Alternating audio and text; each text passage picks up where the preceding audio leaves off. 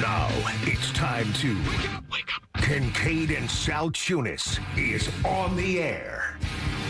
Broadcasting live on the Fanatic app and YouTube channel. Here are your hosts, John Kincade and Andrew Salciunas. 97.5 The Fanatic, Philadelphia. Yes, good morning, Philadelphia. I'm Andrew Salciunas, Giant of the K, on vacation. He will be back next week for his final week of the show.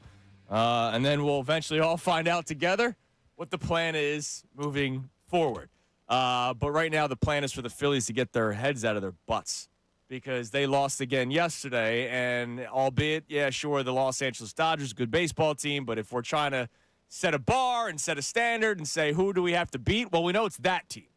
We know of all teams, it's the Dodgers that you need to try to compare yourself, because, quite frankly, they're the team that's most likely going to be playing in and winning the World Series. If you look at their odds right now, it's like plus 120 that they win the World Series. Like, that's stupid. All right, like, think about that for a second. To win a league's championship, they're almost at even money. That's insane. It goes to show you how good they are. Their win last night puts them at 65-38 on the season, and the Phillies' loss puts them at 56-47. Now 4 games back of the Atlanta Braves for first place, and they now dropped another series out of the All-Star break. They dropped 2 of 3 to the Mets. They dropped 2 of 3 to the Dodgers. Oh, by the way, they begin a series with the Yankees tomorrow, who are a playoff team. And then they begin a series with the Marlins after that, who are scuffling. So hopefully the Phillies catch them at the right time. Or, negative Nancy here. So hopefully they don't catch them at the wrong time in terms of the Marlins flipping their season back around. We'll see. They got to get through this series against the Yankees first. But a lot to get into from, once again, last night, where bad baseball was on display. Where, once again, this team is not fundamentally sound. Where, once again, I will reiterate what I said yesterday and the day before and the day before that, and I have been saying it since he got fired. It goes to show you that this isn't a Rob Thompson thing. It goes to show you that Don Mattingly doesn't have as much sway as we might think he does. Where people, Donnie Baseball should be in the Hall of Fame. Of course they're going to listen to him. Well, it doesn't sound like it, because this is 2 straight days where Don Mattingly, after the game, has to say, I don't know what he's doing. I don't know. I don't know what he was doing on the base paths. So 2 days ago was the double play that ended the game, where JT Realmuto gets doubled up in a pickle where he could have just stayed on third base. He gets doubled up trying to get back to second. Stupid. They lose that game. And then last night, would it have made a difference? I'm not sure, but it could have been a bit of a momentum swing in a tie ball game, 3-3. Where you're kind of going back and forth. You have the 2-0 lead early. Dodgers make it 2-1. They eventually take the lead. You tie it in this inning. Bottom of the 5th inning, you tie the game at 3-3 thanks to the Brian De La Cruz home run. Bryson Stott follows that up with a double in the gap. You're going, all right, here we go. This is the big inning for the offense. Until their worst nemesis came around. It's called base running. Bryson Stott on second base. There's a ground ball hit to the third baseman. And he says, I'm going to run. Brother, did you play high school? Like, I know you're in the big leagues. I'm trying to figure out, like, what level did you start playing at? Because a ground ball to the third baseman with less than 2 outs, and you're on second base, and there's nobody on first, you don't do that. Period. Like, this is no, well, maybe he saw this. I know Mattingly said, maybe it was the positioning of where Muncy was, and that's what. No, there is no maybe this or maybe that. What I'm going to guess is he did not know the situation. I'm going to guess he did not realize that there was not 2 outs in the inning. I'm going to guess that he did not realize that there was nobody on first base. I'm going to guess that in back-to-back days, the Philadelphia Phillies had a base runner not really understanding the situation. And these situations are the stupid things, we call them stupid, that you practiced in high school, that you practiced in college, that you practiced in freaking Little League. Connor, you played baseball D3. How many times did the coach do, all right, what are we doing in this situation? Yeah, pretty much every day. What are we doing in this? Like, didn't ask me because I'm a pitcher. We were never on base. Yeah, but like baseball practice is not, all right, X's and O's. This is the route we're going to run. Baseball practice is not dump and chase. Baseball practice is not setting off-ball screens.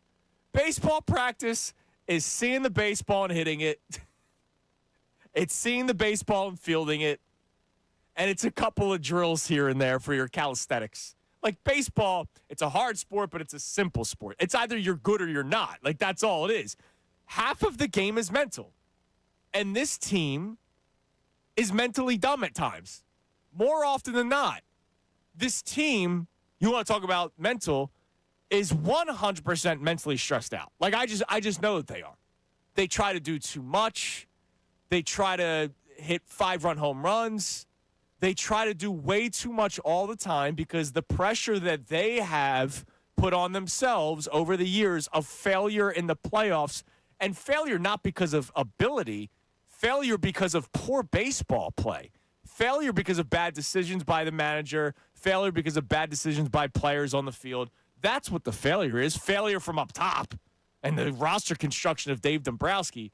This team has put so much pressure on themselves at this point. It's not us as fans and media members. Sure, we talk about it, but they feel it themselves. I mean, Alec Boe admitted it in the playoffs last year that he was too tight. This is just another moment where I will once again bring up the stupidity that came out of the mouth of Dave Dombrowski back in November or October, whenever the press conference was. And then right before the season started, John Middleton, with his glass of wine spilling all over the place. Actually didn't spill, which was the most impressive thing ever.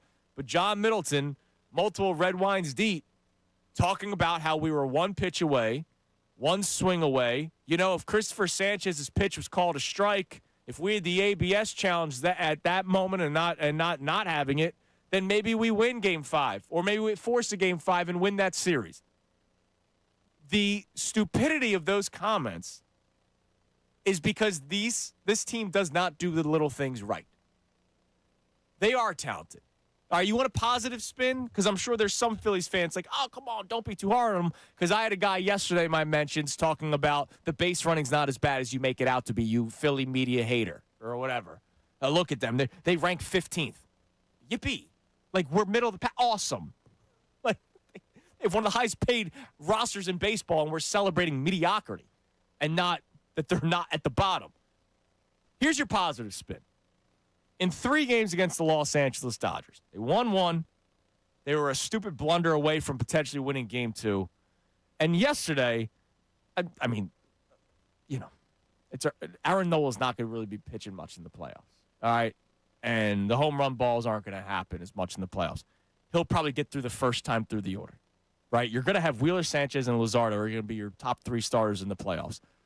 If Aaron Nola pitches in the playoffs, it's for 3 innings. It's for the first time through the order, and you see if he can keep going. That's what it comes to Aaron Nola. So if you want a positive spin, the Phillies were in it in every game this series. But then this is where I will punt the positive spin out the window. They were in it, but their stupidity is what cost them a couple of games this series. Their roster construction is what cost them a couple of games this series. Them being the Philadelphia Phillies is what cost them a couple of games this series. The Dodgers are foolproof. We know it because their roster is stacked, and we could talk about whether or not that's fair or unfair, and that's why there's a potential lockout coming up. But the reasons why you lost this series, the reasons why you lost the series against the Mets just last week, they're the reasons why you've fallen short in the playoffs the last couple of years. And it's why celebrating 90-plus wins for 4 straight years or whatever, celebrating that you were one pitch away, one swing away, one play away from beating the Dodgers in the playoffs last year, celebrating those things is wrong because it's the same thing year in and year out. And last night was another reminder of that. This series was another reminder of it. They don't stink. I still think they make the playoffs. They are still a talented baseball team, but they're talented, not smart. If you can do both, they're dangerous. They're not going to do both. It's not going to change. It's in their DNA because they've been doing it for years. It's not a Rob Thompson thing. It's not a Don Mattingly thing. Connor, if you were the manager of the Phillies, it wouldn't change either. Oh, I'd fix it real quick. No, you wouldn't. It's who this team is. And this team is good enough to make the playoffs and good enough to be dangerous in the playoffs. But not good enough for me to say, yeah, they have a chance of winning the World Series. I don't feel it. And that was a reminder this weekend. I'm starting to understand why a big part of this era strategy has been hit the ball out of the ballpark, because the most dangerous place for the Phillies to be is on base. Yeah. I don't know. I don't know what to make of it. You're absolutely right. They're just not playing smart baseball, and they've had big stretches of seasons where big moments, they shy away. They get worse. They get mentally weaker in those big moments. And that's the thing. Some guys will rise to the occasion in certain spots. Bryce Harper at the plate in the postseason, check the numbers. The starting rotation, absolutely lights out largely in the postseasons of past. But the bullpen shrinks. Some of the role players shrink, and in big moments, even guys who have been hot, you don't have the dudes that are clutching up. Not since 22 and Bedlam at the bank. Have you really, and I guess you could talk about the 23 series against the Braves in the NLDS. Have you really seen the big moments come and go with the Phillies looking better because of it? No, the only guy that's had really consistent big moments isn't here anymore. That's Nick Castellanos, and he's not here for multiple reasons. I'm not saying they made a mistake. He's not anywhere right now. He's not anywhere. Like he's done. Like he's done in Major League Baseball. But the only guy that's had consistent moments over the years has been Nick Castellanos, and he's not even here anymore. So Phillies dropped 2 of 3 to the Dodgers. Once again, bad baseball being the reason why. Not that they are a bad team. There is a difference. You can be talented and just not be. How do I put this? Your own issues get in your own way, right? Like, how many times have you heard in this industry? Let's talk about radio for a second. That guy's his own worst enemy.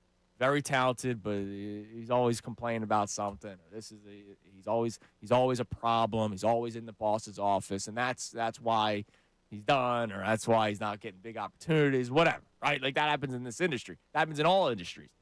The Phillies are their own worst enemy because they are talented, and they do win baseball games. And then they lose baseball games because of their own doing a lot of the times.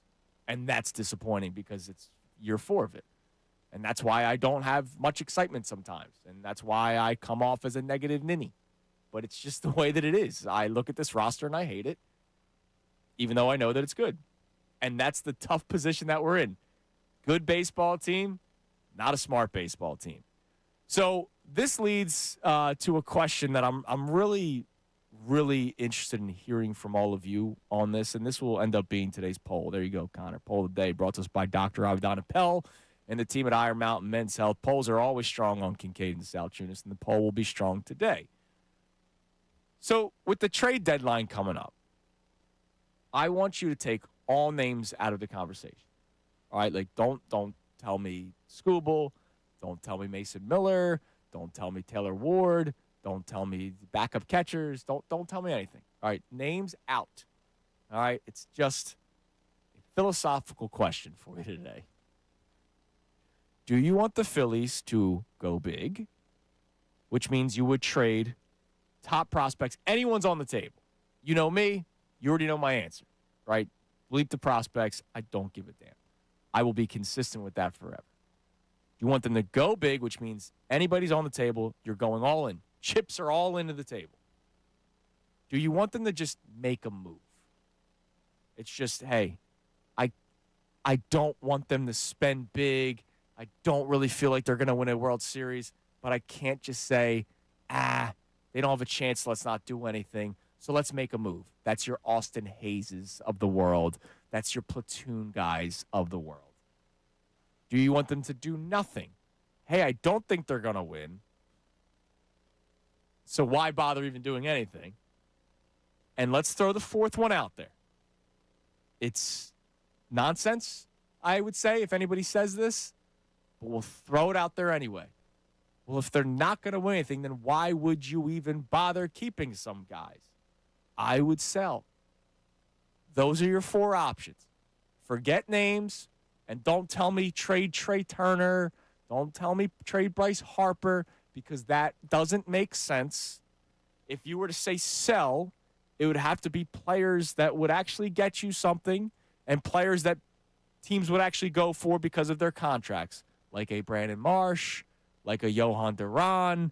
I'm not doing any of this for the record. I'm still buying big. I'm still going after the biggest names that I could possibly get because I think this is the last chance at the window. But I would get why anybody would say any of those except for sell. Like, that's the only one that I wouldn't understand. But I know where this city is, or some people in this city are. There are people that still think they have a chance. There are people that think they have absolutely no chance. And if you think they have no chance, then maybe you have to have that cross your mind. I think they have a slight chance because of Zach Wheeler, Christopher Sanchez, and Jesus Luzardo, and Joan Duran. And if you can get me Mason Miller for 2 innings, 7th and 8th inning, then I have innings 1 through 9 on lock, and I need somebody to hit the ball. And I'm not even saying trade for somebody to hit the ball. I just need somebody on this roster to hit the baseball. And they did that this series. In 2 of the 3 games, the lineup did actually produce something. So all I'm asking for is a big bullpen arm. Connor, I know you were talking about making multiple moves yesterday, but if you were to say, all right, I'm going to answer this poll or this question, are you a go big guy? Are you a make a move because I can't not do anything? Are you a don't do anything guy? Or are you a sell guy and take all players' names out of it? There's only one right answer. It's go big. All right. That's the only possible acceptable answer for this team. Because if you don't go big and you keep the prospects or you make marginal moves and you keep some prospects, one, there's still going to be a lockout next year. However much that takes out of baseball, you're losing prime time or post-prime time players that are getting older. Also, those guys that are on long-term deals, they're still going to be here in 2028, even if you don't play a lick of baseball in 2027. So are you telling me that Gage Wood is going to come up and make up for a roster full of 36, 37, 38-year-olds? Are you telling me that Dante Nori or 17-year-old Francisco Renteria is going to develop to the point Aiden Miller's back's going to get better, where those guys are going to carry this team? You are in the same position either way. Yeah. This is you going on your app. Right? You're a FanDuel guy. Let's talk FanDuel. You're going on the FanDuel app, and they're giving you a risk-free bet. It's on a plus 10,000 opportunity. And you're like, nah, I'm not going to do it because the odds are too long. It's a risk-free because you're already pot committed to where you are. No, at this point, you got to do it. You've already dug yourself too deep that you just got to keep on going and hope that you break through, man. That's my answer. But I'm curious. I know that there are people that have already said sell on this station. I'm not saying any of the hosts, I don't think, but like I have heard callers, I have heard texters say sell like a month ago. And what about now after a series like this where there is one team that's going to really truly stand in the Phillies' way, right? Like the Phillies could lose to anybody in the playoffs, but there's one team, and it's the Dodgers. And you just watch them drop 2 of 3, but I can also spin it positively. Hey, they dropped 2 of 3. They were in all 3 ball games, and I know Aaron Nola is not going to be a big factor in the playoffs. And I just have to hope that, for once, they're smart on the base paths, and they might win that second game of this series. All right, Andrew Dombrowski. It's why when he said it, he's not totally wrong. The problem is you got to crack down on some of those mistakes, and they don't. And I just don't know what you do at this point. Hey, don't be stupid. Sure. Do you not think they said that? Let's have a real conversation here. Do you not think they bring that up? I would hope so.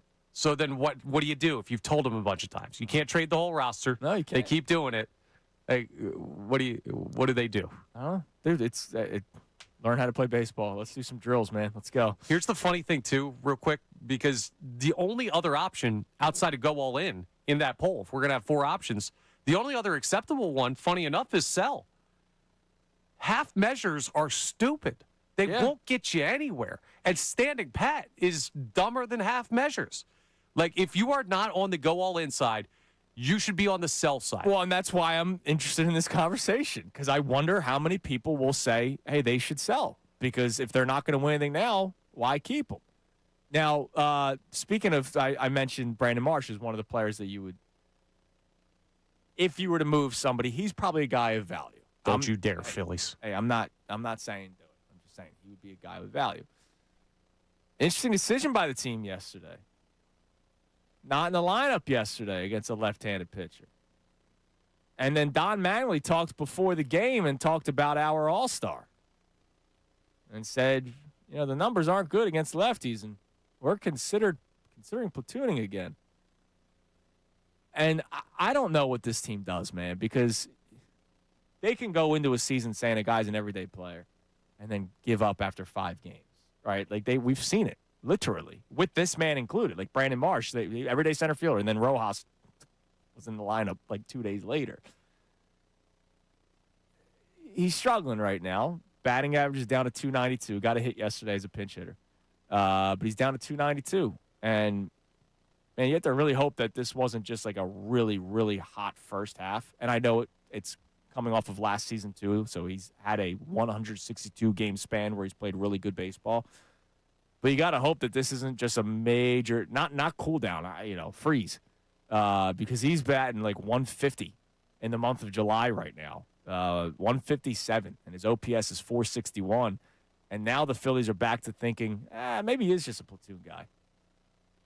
This roster, man, it's a shame because we thought we finally found a guy, and I still think that, look, you got to give him the shot. You can't. Yeah, 100%. The guy batted 330, and now all of a sudden you're going, numbers are saying, like, dude, screw the numbers for a minute. All right, good home run for De La Cruz yesterday. Like, I like the guy. I was curious when they signed him. Like, all right, let's see what we got here. I liked him better than freaking Otto Kemp, and Otto Kemp made the team this year. Franchise championship-type player, as Dave Dombrowski called him. But I think it's a little quick to start platooning Marsh again. And this is coming from me, so hell might be freezing over. I don't get that one. All right, coming up next, Bryce Harper, speaking of the trade deadline. He was on a podcast with one Mookie Betts, and they talked about the trade deadline. And Bryce Harper was able to make his public case about what he wants the Phillies to do. And I love it because, remember, publicly, Dave Dombrowski questioned his status as a baseball player. And it seems like Bryce Harper's finding ways to fight back a little bit. Bryce Harper made his case public for what he wants Dave Dombrowski, is he elite or not, to make a trade at the deadline. You'll hear from Bryce Harper coming up next. Also, the obligatory LeBron James update, where I rip LeBron James for something if it is true, and a wild report about roster changes, even though we were told he just wants to fit in. Oh, how the story is changing all of a sudden for the King. It's Kincade Salciunas. Johnny out, 97.5 The Fanatic. Now on 97.5 The Fanatic Sports Update. Bills dropped the series to L.A. I'm Connor Thomas, and the Phillies lost the series to the Dodgers, a 9-5 loss in the finale yesterday night. Aaron Nola went 5 1/3 innings, allowing 7 hits and 5 earned in his start. Also allowed 2 home runs. Alec Bowman, Brian De La Cruz did go yard in the game, but Nola continues to struggle at points. He talked after about needing to go deeper into starts to help the team. It's definitely frustrating. I feel like when I do go 6 or 7 innings, it gives the team a better chance to win. I put them in a better spot and put the bullpen in a better spot. Haven't really done that too much this year, and then just got to be better at trying to keep it on the ground.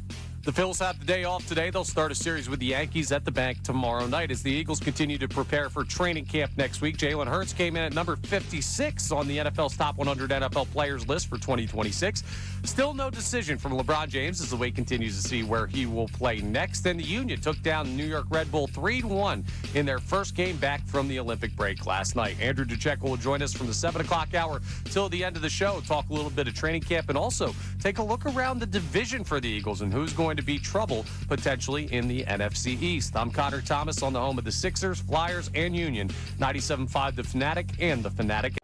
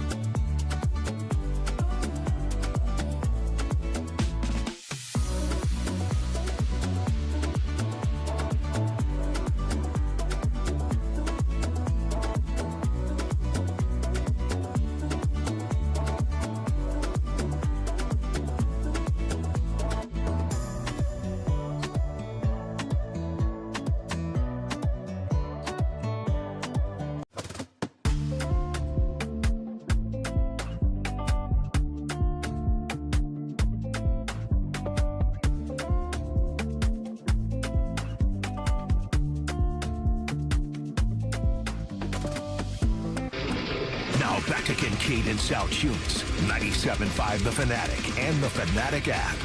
This hour of Kincade and Salciunas is presented by Bradford White Water Heaters. Bradford White, they're here for the pro. All right, coming up in a few minutes, LeBron James.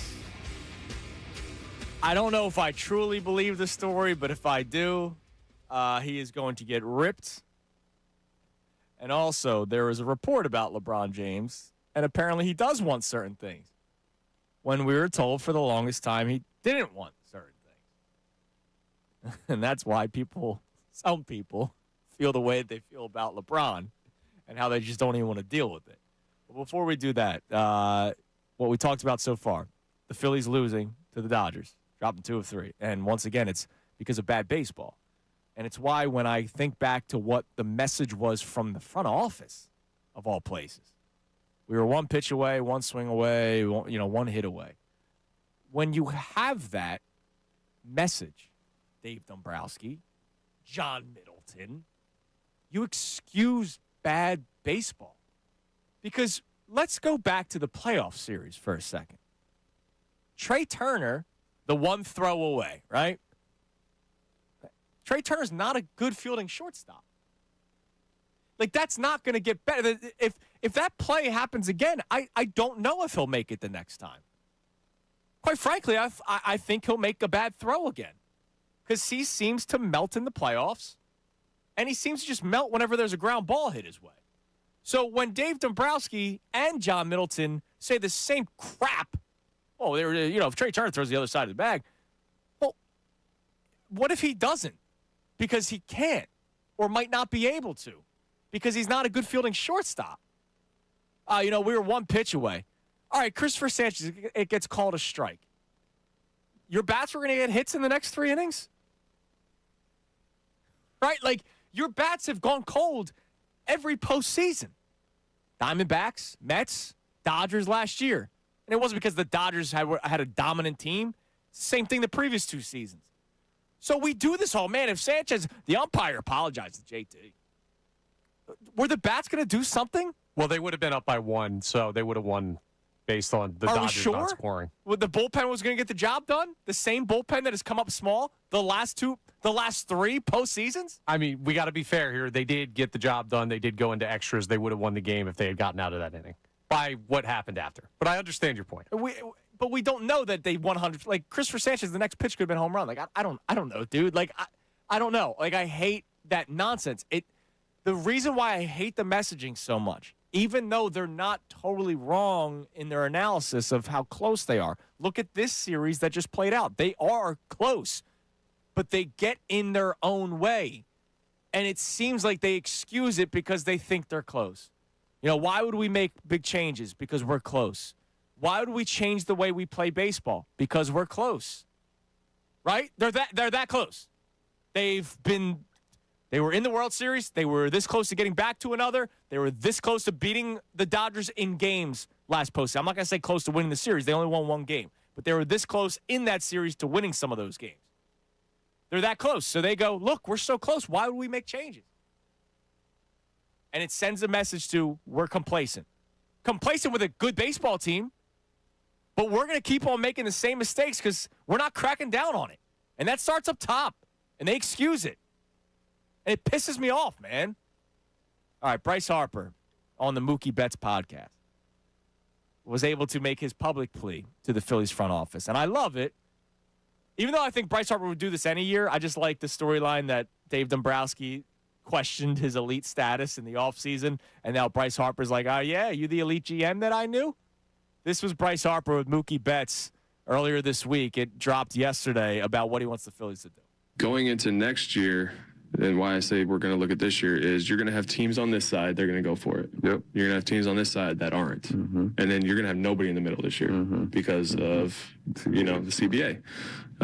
So I think when you look at it too, like if you go get a player that's worth, 40 a year, right? Like next year's kind of a wash, right? Mm-hmm. For right now, it's a wash. We don't know what's going to happen. Obviously, I hope that we play all the games we can and we get into it.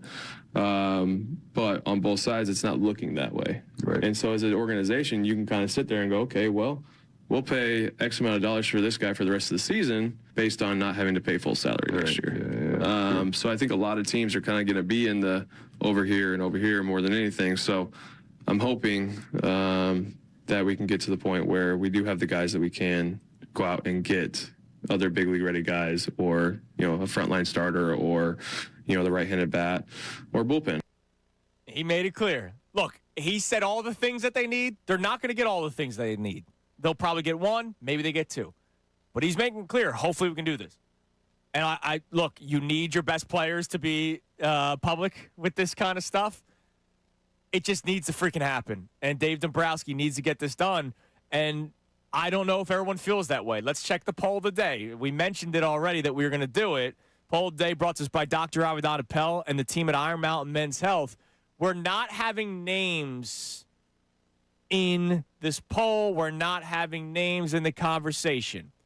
It's just you can figure it out who they are, but go big, make a move, do nothing, or sell. You can legitimately make a case for all four. I liked what you said earlier, Connor. It's got to be either one or the other, go big or sell. There's no middle ground decision. But I know how we are in this city about prospects. I know how we are in this city about giving up.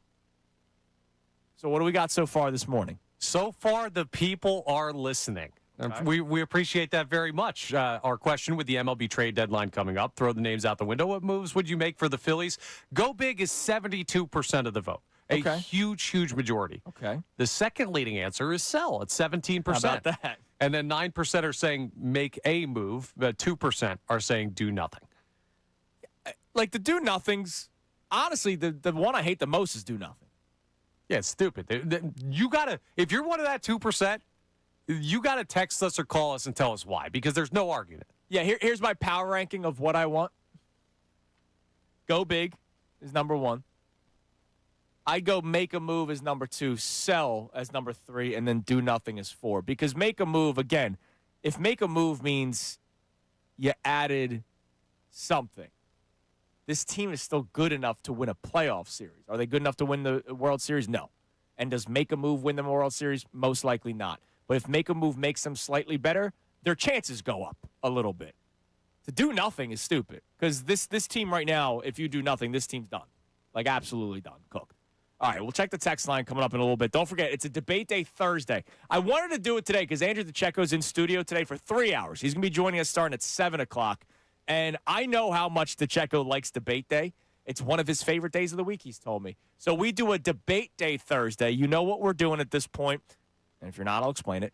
Debate day is the most recent debates that you've been having with your friends at the bar, at the golf course, at work, coworkers, wife, spouse, kids, whatever it is that you're debating right now. It doesn't have to be sports. I actually prefer it not to be sports, but sure, we'll take your sports debates as well. And no, not the nonsense of, is a hot dog a sandwich? No, like real debates. Like, yo, what would you do in this situation? What are the most recent debates that you've been having? 610-632-0975. Text them into the Davis Honda text line. Feel the Davis difference. Check them out in Burlington. And when you do that throughout the course of the show, we will be answering them randomly. It's not a specific segment. It's throughout the course of the show. So start sending them in whenever. Now would be best because Connor can then have them throughout the course of the show. And I know Connor has one from last night that we'll get to later on as well. All right, Bryce, LeBron James, the obligatory LeBron James update here on Kincade and Salciunas. Still no decision. LeBron James is not signed anywhere. But there was a report yesterday. I don't know how much I buy it, dude, like if I'm being honest with you. And I'm not trying to say anything, disrespectfully to the reporter. The guy's name is Andy Baskin. He's from the Cleveland area. Andy Baskin is reporting that LeBron James and his camp are irritated with Adam Silver. Apparently, LeBron James was ready to make an announcement last week, but when Adam Silver went on whatever show it was and said, we need him to make a decision because I need to put out the schedule, Christmas Day games, nationally televised games, all that kind of stuff, that apparently rubbed LeBron the wrong way, and that's why he hasn't made a decision yet. I don't buy that. I'm not going to try to discredit this reporter. The only reason why I'm not going to buy it is because if that's the case, then LeBron James is one of the worst people. And I know he's not one of the worst people. If it is true, then Rich Paul is full of crap because Rich Paul did the thing over the weekend, 2 days ago. We played it yesterday. We're not trying to make this a spectacle. We're not trying to get attention. Why would we do that? We don't need any of this attention. It's LeBron James. He doesn't need more attention. If that's the case and you're not trying to make it a spectacle, then why would you purposely hold off your announcement because the commissioner of the league asked for you to make the announcement? Rich Paul's a sports agent. Spoiler alert, he's full of crap. Yes. They all are. So are front offices. It's a business that's built on lying. So you got to take everything that they say with a grain of salt. So, I don't know what to believe. But if that is the case, then shame on you, LeBron James. Like, if you are actually holding off because you felt like Adam Silver was putting pressure on you, you got rubbed the wrong way. Stop that. Like then that's ridiculous, dude. Like get over yourself. Now I'm starting to get angry at LeBron. Please sign here. See, no, you just yesterday you're talking about how he deserves the time of not being rushed and everything like that. And no, he did. If he just said I'm not ready to make that my decision yet, fine. But if this report is true that he's holding off because of Adam Silver's wanting of the decision to be made soon, then that's wrong on LeBron. Who's more important to the league, Adam Silver or LeBron James? LeBron James is, but that's not the point. Pull rank. No, LeBron. Sorry. No, that's stupid. It's petty, but listen, it's totally petty. And are you above being petty? No, I am Tom Petty, but I like that. That's ridiculous if that's the case. Now, the other thing that's crazy is that, according to reports, he does want to have say in the roster. There was a report from Kevin O'Connor yesterday, who covers the NBA for Yahoo, that LeBron James is now slowing down his decision because he's hoping that whichever team he joins could find a way to trade for either Anthony Davis or Kyrie Irving. Remember, the whole point of the Whiteboard podcast episode was to show what the rosters already have. I thought LeBron James said publicly, I'm not trying to have say in this. I just want to join the best team. And now all of a sudden there's a report that he wants whatever team he joins to try to trade for Anthony Davis or Kyrie Irving or to have a plan in place to get one of those two players. Now, here's where I'm going to say this is a good thing for the Sixers. The Sixers basically have Anthony Davis already. Right? We got Anthony Davis at home. Like, we do. Joel Embiid and Anthony Davis are comparable players for the right and wrong reasons, right? The injury stuff, like, for right and wrong reasons. And I'm not calling Tyrese Maxey Kyrie Irving by any means. But Tyrese Maxey is a great ball-handling guard that can score from every level, 3-level scorer in the NBA, just like Kyrie Irving. If LeBron James says, I want Anthony Davis or Kyrie Irving, I could make the case that he has somewhat of both on this team already. I'm looking to make any spin so that it benefits the Sixers. And I can make that spin. Tyrese Maxey's not Kyrie Irving, all right? For anybody to say, oh, you don't know ball. He's not. But I can say Anthony Davis or Kyrie Irving, what about a little bit of both? One that's like more than a little bit. Like Joel Embiid and Anthony Davis are very comparable. Tyrese Maxey, I can say, hey, look, he does certain things. So sign here, dude. But if it's true that he's delaying it because of Adam Silver, then that's freaking wrong. Or if he's delaying it because he wants roster changes when he lied again. All right, there's your LeBron update. All right, coming up next, text messages, debate day, and something that we just played from Bryce Harper. It made me think, Connor, sports has changed a lot over the years. I'm not saying it's a bad thing, but something was done that would never have been done in the past. It's Kincade and Salciunas, 97.5, The Fanatic.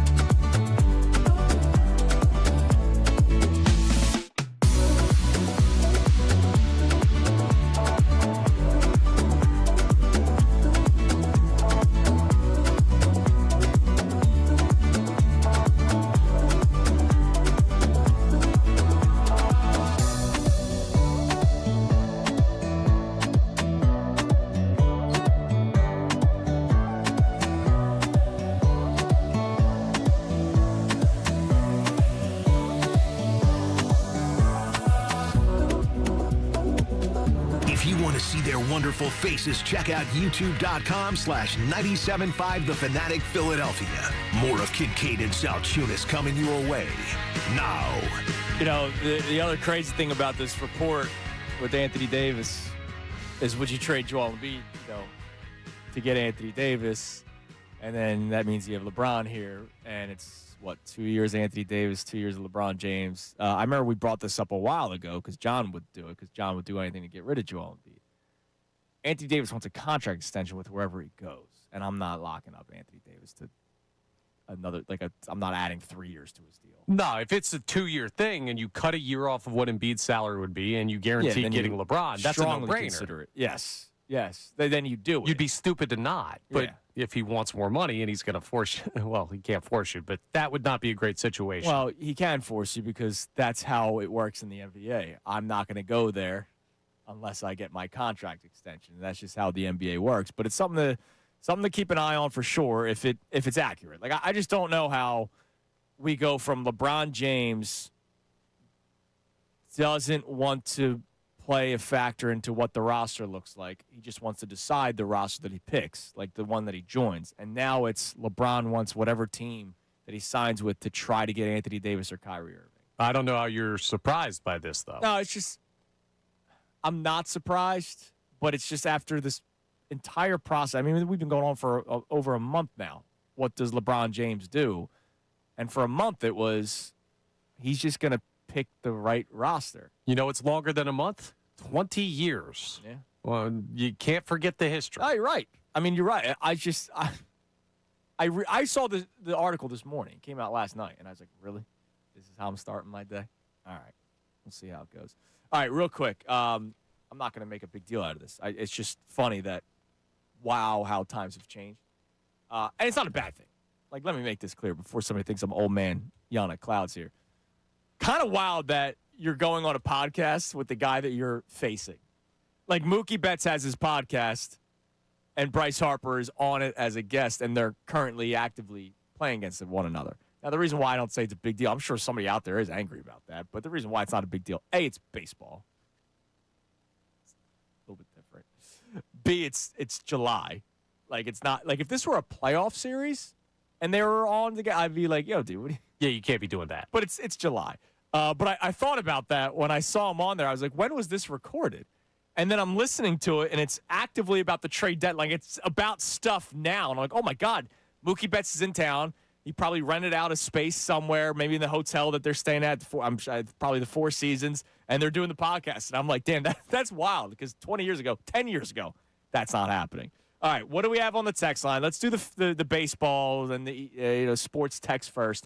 It is a debate day, and apparently the debates are flying in today, which is, last week was a little weak, so I'm proud of the people today that there's a lot of people chiming in right now on Kincade and Salciunas. Johnny out today. What do we got on the text line sports-wise? DK from Norristown checks in and says, go big. Even trade big names if you're the Phillies. One guy left Washington in the same year they won the World Series. Yeah, but who's the big, like... He's saying trade Harper. He's saying trade any of the guys to get something. But, look, would I trade Trey Turner for Mason Miller? Yes. Is that happening? No. I live in a world of reality, too. I do. Now, it's really interesting. Like, if you want to, hit the pen and sit back with me for a minute. Like, I'm down. Brandon Marsh, if they're already thinking, oh, this guy's just a platoon player second half of the season, in case you didn't see, they said that, yeah. They said that yesterday, that they might have to make him a platoon player again, which is wild considering the first half of the season. Would you put Marsh in a deal where you get a player that you it's not platoon? Like, would you think about it? Would you trade a platoon player for a star? Tap me out of the rotation. Think about I don't want that to be for a with second. you anymore. Like, if I just said having a bad trip, I'm not making the move. Don't you Brandon Marsh fans out there? You like the beard and the hair. But if I said, would you trade a platoon player for a guy that's going to really help you try to win a World Series? You would say yes. He's not a platoon player. I don't believe so either. And also, I say no. I go down with the Brandon Marsh ship. We've come this far. I will not abandon him trade now. Brandon Marsh. I'm just saying, if I said to you out loud, would you trade a platoon player for a stud reliever or a starting pitcher, you would say yes every time. But as soon as I mention the name Brandon Marsh, it's a no. All right, what else we got? All right, we also have a check-in here from John in Tennessee who says, regarding this Phillies team, we now have a 3-year sampling of their play. While watching the game last night, with the base running error, cold bats, and crappy bullpen performance, it made me think of the words of the late Dennis Green. They are who we thought they were. They absolutely are. And it's why I opened the show with, this is a stupid baseball team, and it was dumb of the president of baseball operations and then the owner, who I really respect. I respect John Middleton a lot. But right before the season starts, a lot of people had the issue with the Harry the K's thing because that was that same day. I took more, and I love Harry the K. God bless.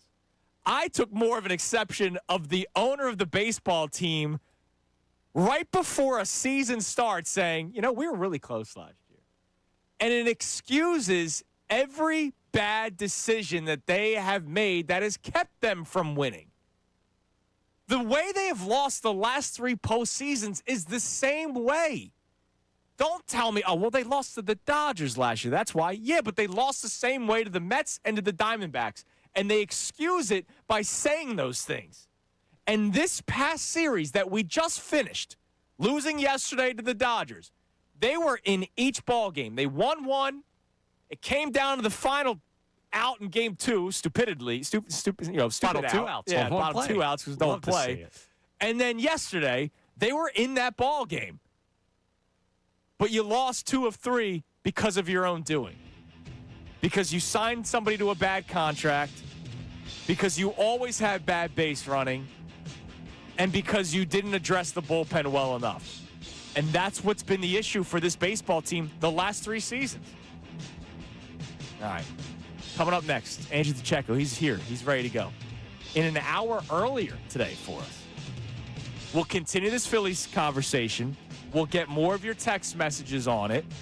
We got to do a debate day topic to start the 7 o'clock hour as well on this debate day Thursday. But also, Jalen Hurts, ranked among his peers. We'll tell you where.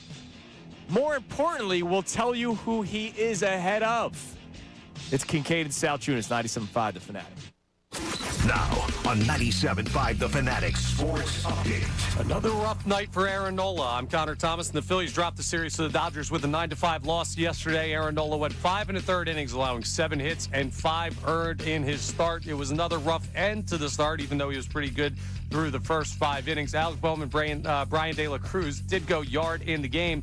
Don Mattingly, though, wasn't discouraged by the series loss of his team. He talked about the matchup with the Dodgers. No, nothing in this series changes our thoughts. If we play well, we're capable of beating anybody. So there's nothing that happened in this series that changes my view at all.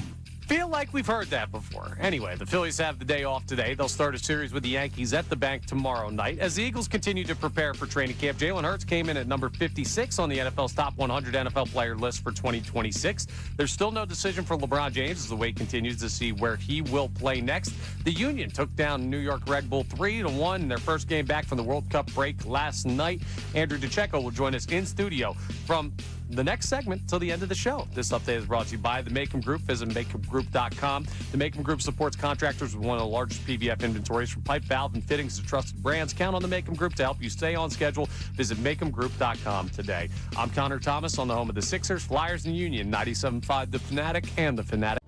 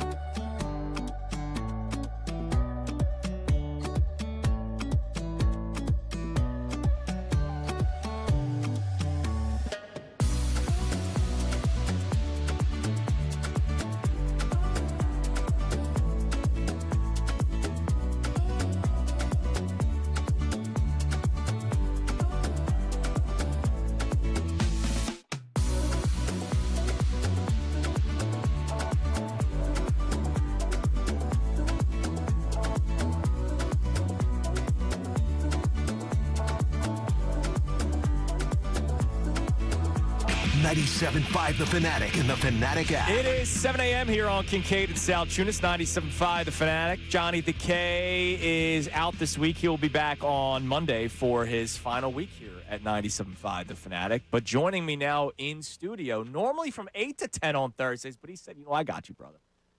You're all alone. John left you to go to Florida to enjoy his time with his wife. How dare he?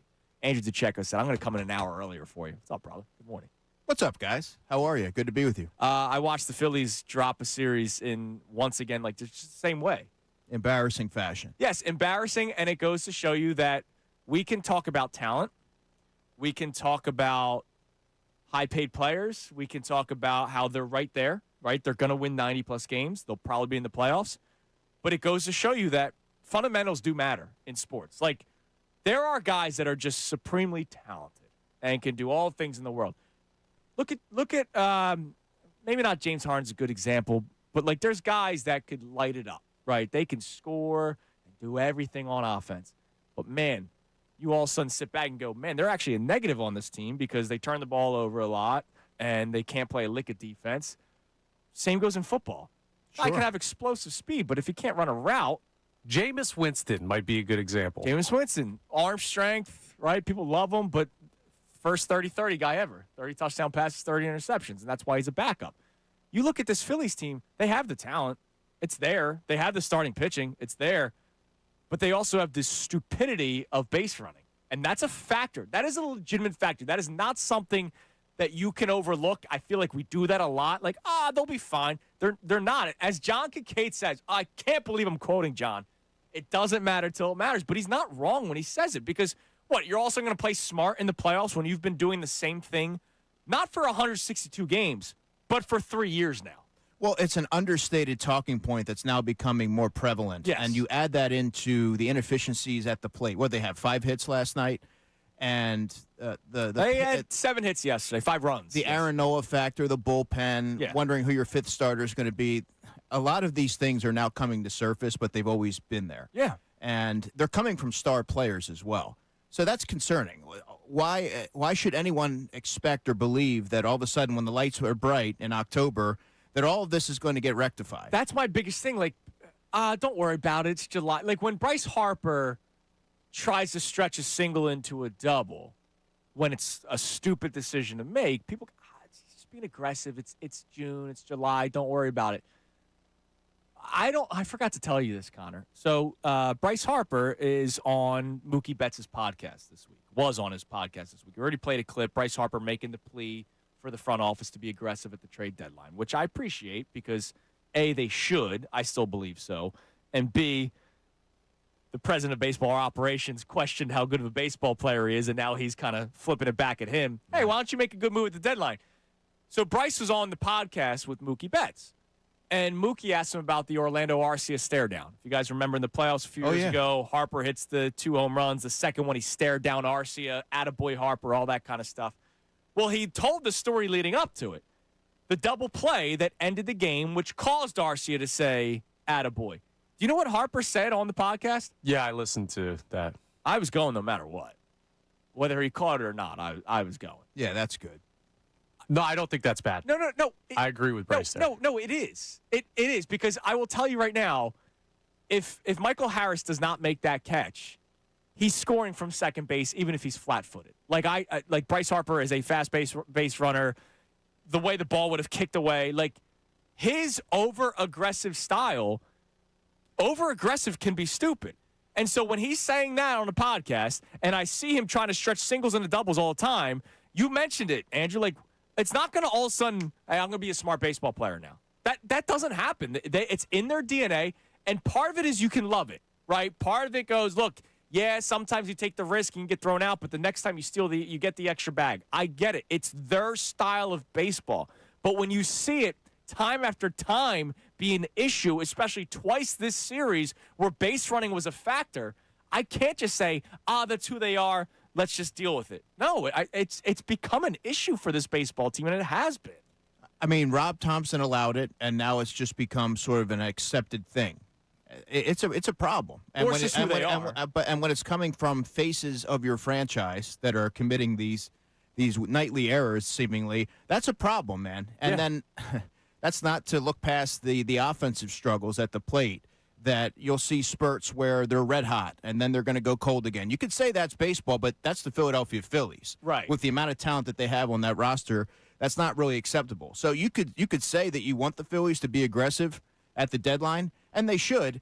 But what are we talking about here? 2 bats, 2 arms, a fifth starter? I mean, is that feasible? Well, what does that get you? If your fundamentals are flawed, what does that get you?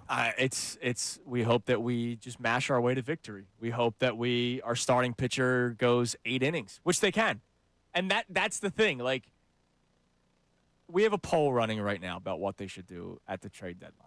And the reason why I will still say go big, either the Mason Millers or whatever, is because I look at Zach Wheeler, I look at Christopher Sanchez, I look at Jesus Luzardo. I know that 3 games, maybe more, depending on how long the series goes, I have those 3 guys going. And I know that through 6 innings, I'm in the ballgame. Yes, absolutely. You're in the ballgame. And I need a bullpen. And I know the 9th inning is on lockdown if they're winning, because I got Duran. I need 2 innings of pitching, and I need the bats to score 3 runs. I'm not even asking for 9 runs. I'm asking for 3 or 4 with this pitching staff. I can't just give up on that. 3 or 4 might be a lot to ask. I know it is. I've watched it. I've witnessed it. I've lived it. So you know it. So you understand that. And it might click. What's that? It might click. Oh. Like, if the bats get hot, it sucks, but it's reality, because that's who this team is if they get hot at the right time. The Dodgers are proof of that. Like, they're foolproof. They can play bad baseball and they win. outclass them. Right, from pillar because to they're really post, good. yeah. But if the Phillies get hot, look at the series. They were in each game this series. Again, just like they were in each game of the playoffs last year. But it's their own doing that causes them to lose. And that's why I'm so frustrated with this baseball team. But if they add a player or 2, they're still in it. Yeah, but it's the same issues. You add another name or 2, I mean, the nucleus is still the same. The problems are still going to be there. Yeah. Doesn't matter if it's Rob Thompson, Donnie Baseball. Yeah, it doesn't matter. The problems are the problems. And when you saw what the Dodgers were able to do, I mean, and what they've done for a number of years now, I mean, they just outclassed the Phillies in every way. Yeah. There's nothing that they can do right now to measure up to that team, because then you couple in their fundamentals and how they do every little thing the right way. They're a really tough team to beat. Yeah, they absolutely are. All right. The player rankings have come out among the players of the NFL. We'll give you that in a minute here, because Jalen Hurts did pretty well on it, kind of. We'll talk about it. But it's a debate day. I wanted to save it for today because you're in today. And so it's a debate day Thursday instead of a debate day Wednesday. Debate day, if you don't know what it is, latest debates at the bar, latest debate in your house, latest debate at work, water cooler, whatever. Preferably non-sports debates, but whatever. We can do it all. 610-632-0975. You can text those in. But we also have a couple on YouTube. Connor, you screenshotted one early. I have one as well. What do we have on the YouTube chat this morning on this debate day Thursday?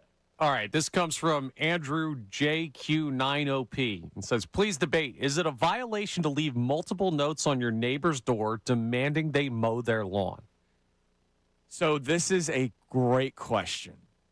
It's very necessary where there's more context. Like, is your neighbor 95 years old? Because I wouldn't be an ass to a 95-year-old. Are they away on vacation? Could be.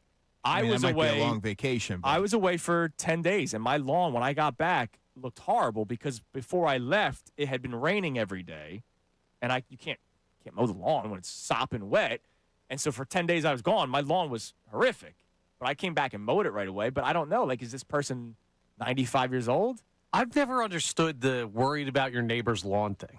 You don't want to look at it. Trust me, you don't want to look at it. I'm kind of with you on this, Connor. I've always subscribed to mind your own business and kind of just go about your day.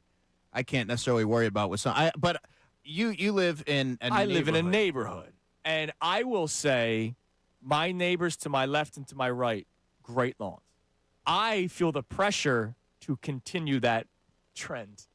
I can't. And you don't want to be the house Right. that it looks like tumbleweeds and all this stuff. And so I can imagine that if somebody takes, like, there are people in my neighborhood that are out there all the time, like obsessive nature of the lawn, right? So like I almost feel like, man, I better step up. I can imagine if they're working on their lawn every single day and they look next door and it's growing into their yard. Yeah, it looks like a safari or I something. have weeds in my backyard behind a row of trees that have actually gone over the fence into my back neighbor's yard. I just didn't know about it until they said, hey, do you mind doing? And I said, oh, I'm so sorry. You got it. Like, I don't go back there. I didn't know that there were weeds back there. So it depends on what the status of this individual is. I think it's never, like, if I come out and there's multiple notes about my lawn, you better not have a damn leaf. I better not see a wood chip on your lawn, and I'll be looking. Your lawn better be immaculate. Yeah, look, the note is a very passive-aggressive move. Yeah. Go to the person. Hey. No, I wouldn't even do that. I'm not saying a word about my neighbor's lawn, ever. I don't care. I don't know. I've never had this I'm with you, circumstance. I've never been in this situation because my neighbors, one to the left and one to the right, have great lawns. And, like, I don't want to be the guy that doesn't do it. Yeah, but if their lawn sucks, guess what? My lawn looks better. Okay, cool. I will say there is one noteworthy move. Learn how to park is a strong note. Yeah, I mean, I'm not opposed. Yeah, I'm not opposed. I've dropped that before. There was a guy that took up like 3 spots, and I dropped the learn how to park note on their windshield once. Yeah, I'll say it to myself. I'll never leave the note. I'll never say it to another person. Look, it's tough in those streets of Manioc, man. You're looking for a parking spot late at night, and this one car is taking up 3 spots. You're gonna, My life isn't that hard. Parking isn't gonna bother me. Yeah, I'm not a note guy, but I don't fault you for doing something like that. Yeah, parking's egregious. Like, learn how to park. All right, so yeah, no note, but I need more context. Like, is this guy like, what are you yelling at an old man for not mowing his lawn? All right, another one on the YouTube chat from our man Mopar. Your best friend helps you move into your house. 2 months later, your friend is now moving, but you have a planned family day on the same day. Do you help him or do you do your family day? Family day. I think it's. Do you have to move that day? Like, I would say, hey, I can't help you that day, but I'll help you the day before. I'll help you the day after. I don't know if it's an apartment situation. I don't know if this is a house-to-house situation. I think depending on the circumstance, I would be more inclined to help the friend that helped me and return the favor. I like to, pay it forward. Yeah. That's just kind of my thought process, and then maybe it doesn't take the whole day. You could still get the family time in. That's the other thing. Hey, listen, man, I'd love to help. I got something coming up with my family. Do you mind if we do it at this time?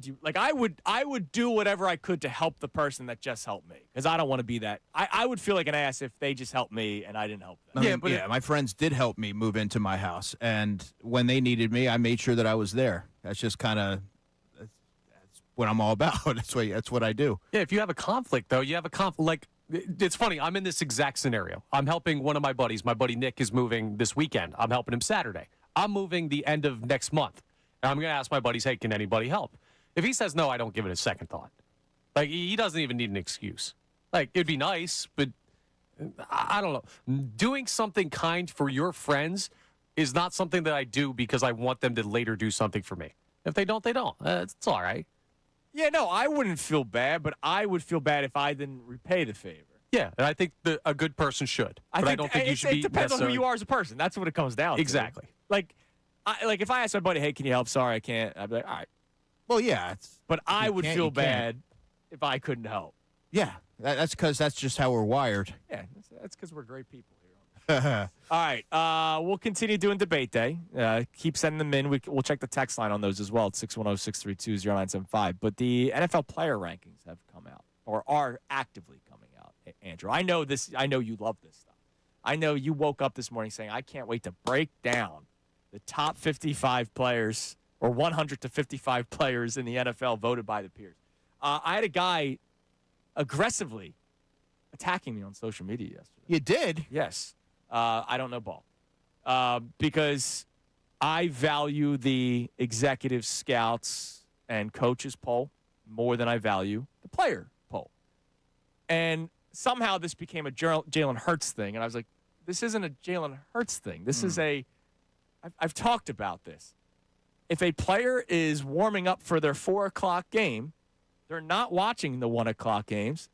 They're playing during 4 o'clock, so they're not watching the other 4 o'clock games.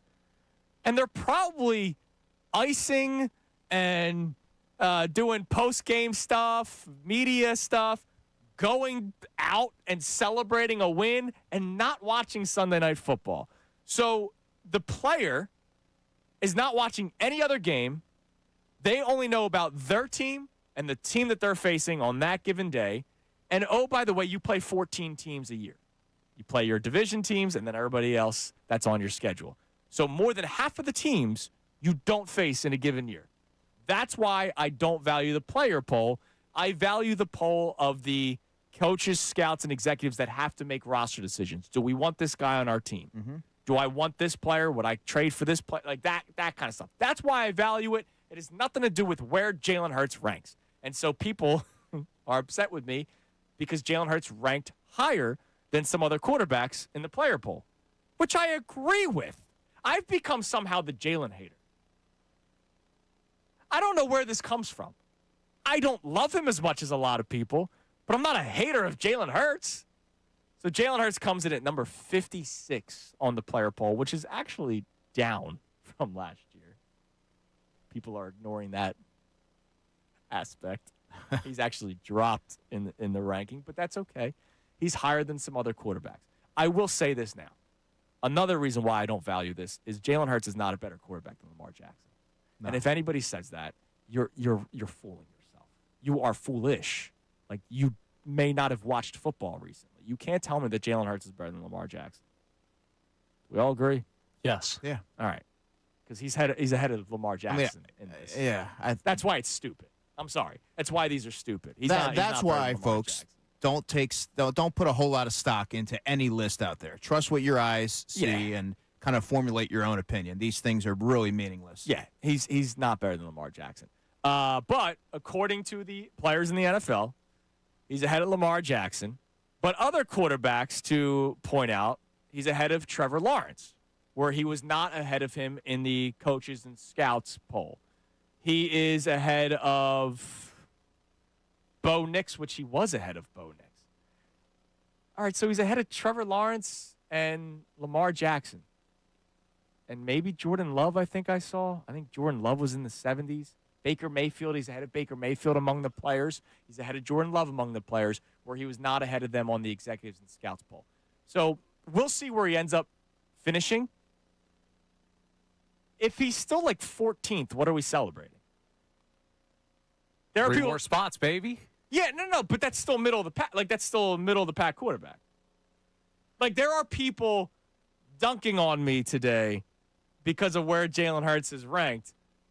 But there's still a chance that among quarterbacks, he's like 15th. Is that much better?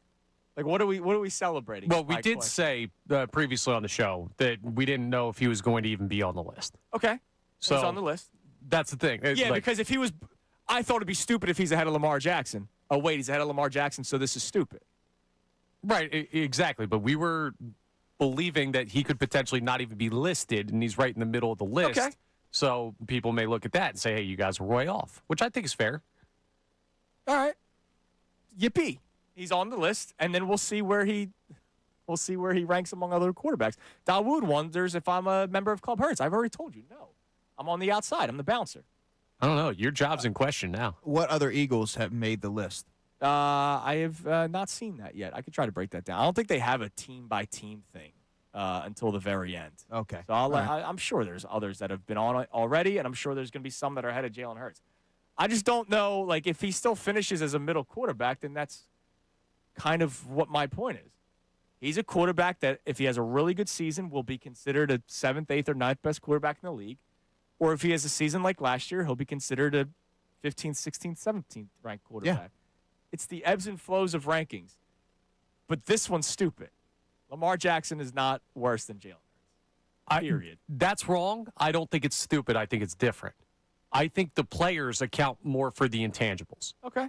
Because of conversations they have with guys that are in the locker room with those guys. And I think naturally the coaches, scouts, executives are going to look at numbers more because that's more their world. Jalen Hurts looks better when you consider the intangibles.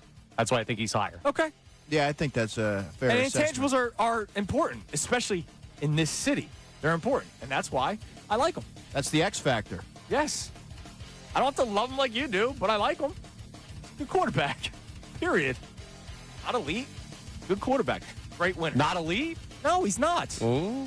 There's Andrew four Dabrowski. There's a second time today. There's 4 elite quarterbacks in the NFL, and Jalen Hurts is one.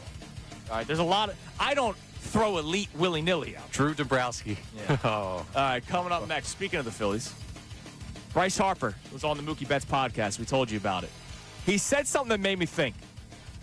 All right, if you're going to play this card, if you're going to say this publicly, then you better freaking win.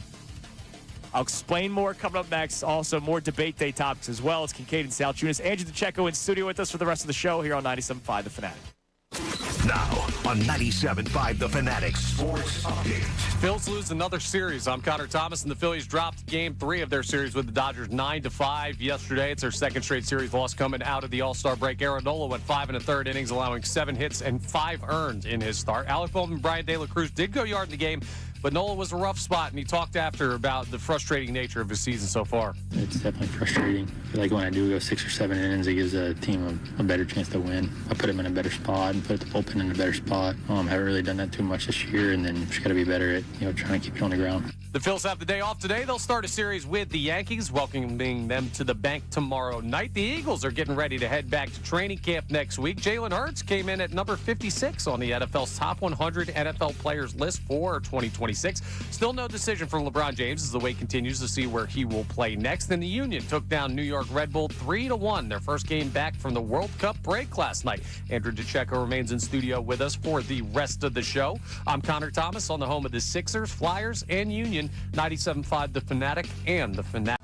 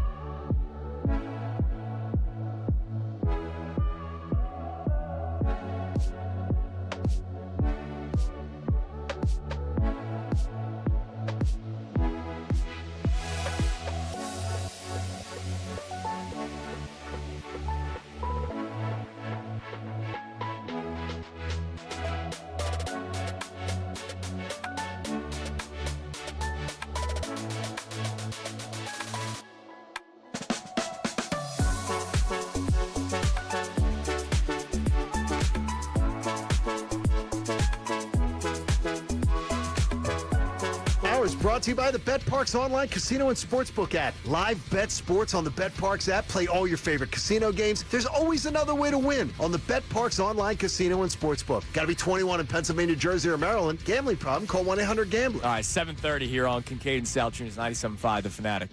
So real quick on this player ranking list. So I was doing some research, I guess you could say. So Jalen Hurts is ahead of the quarterbacks that have been mentioned on this ranking: Trevor Lawrence, Jordan Love, Lamar Jackson, and Baker Mayfield. And Jalen Hurts is the 5th quarterback that has so far been mentioned. Oh, and Bo Nix, but he was already ahead of Bo Nix in the coaches, scouts, executive poll. So remember, he comes in at 17 on the coaches, scouts, and executive poll. And even though I value that one more than the players' ranking, Connor, as my witness, because I'm being called a Hurts hater, did I not say that 17 is ridiculously low? You did say that. Did I not say that calling him a bottom half quarterback is wild? You yes, also you did said say that. Like, it was, if you just said, hey, out of 30 quarterbacks, this guy's 17th, that is considered bottom half. And to say that Jalen Hurts is a bottom half quarterback in the National Football League, I believe is an insane thing to say. But I think 13th is fair. I think 12th is fair. So looking at this list that is not completed yet, we're still getting 50 through number 1. I'm going to guess that there are going to be 12 quarterbacks ahead of him because there have been quarterbacks that have not been mentioned yet. So Jalen Hurts will most likely come in at number 13. He's number 56 on the top 100, but for his position, he will most likely come in at number 13. And is that not fair? I think it is. Considering the last 2 seasons, passing offense is down, but the intangibles, as we talk about, like you have to weigh everything into that's what they're doing, I assume. Yeah. That's certainly what the scouts and executives are doing. Like, everyone who knows me knows that I don't do lists. I know you don't put any stock into this. I'm just trying to rationalize the thought process as to why he's there, and it does make some sense. Now, 17 is wholly egregious. I mean, that's unfair. Yes, and I agree. But just outside the top 10, I think is an accurate placement based off of the past 2 years. And when you're taking the full body of work into the equation. Yeah, and so I think that's fair.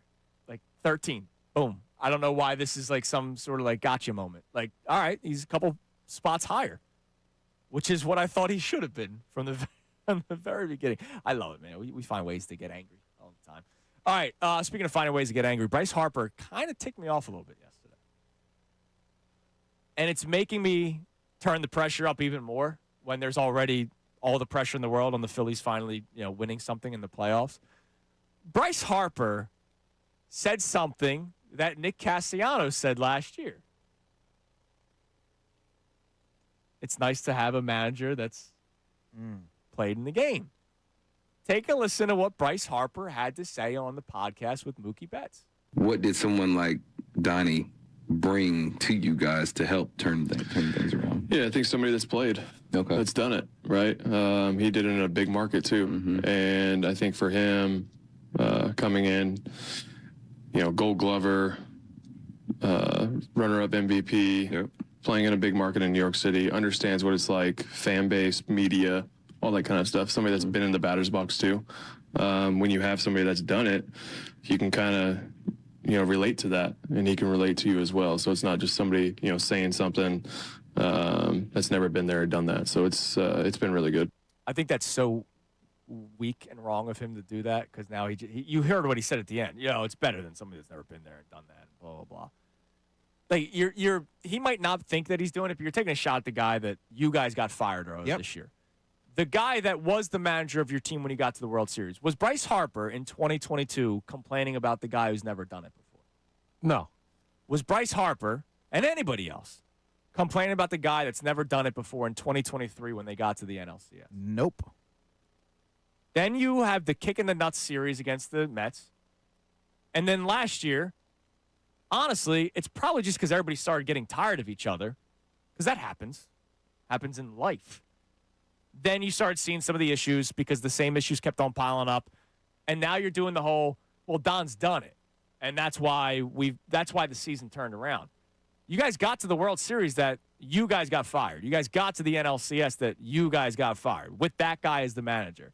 So if you're saying things change because you have a guy that's done it, runner-up for MVP, Gold Glove winner, then you better freaking win because it makes it seem like you were a manager away. Yes. Hindsight is a funny thing because when Rob Thompson was here, it's all back slaps and handshakes. Yeah. We love you. And then all of a sudden when he leaves, it's like, well, this guy played. Yeah. So that's why you're seeing a spike in our production. Well, not really, Bryce. You're still the same team. Yeah. You're still making the same mistakes. You still have the same flaws. Rob Thompson here or not. Yeah, horrible timing for this podcast to drop because you lost 2 games. One, you literally lost the game because of your base running. Like, that's how the game ended in game 2 of this series. And then yesterday in a 3-3 ball game where it was going back and forth run-wise, you had momentum, and your boy, Bryson Stott, Vegas man, the Vegas connection, he runs into an out at third base. Stupid base running.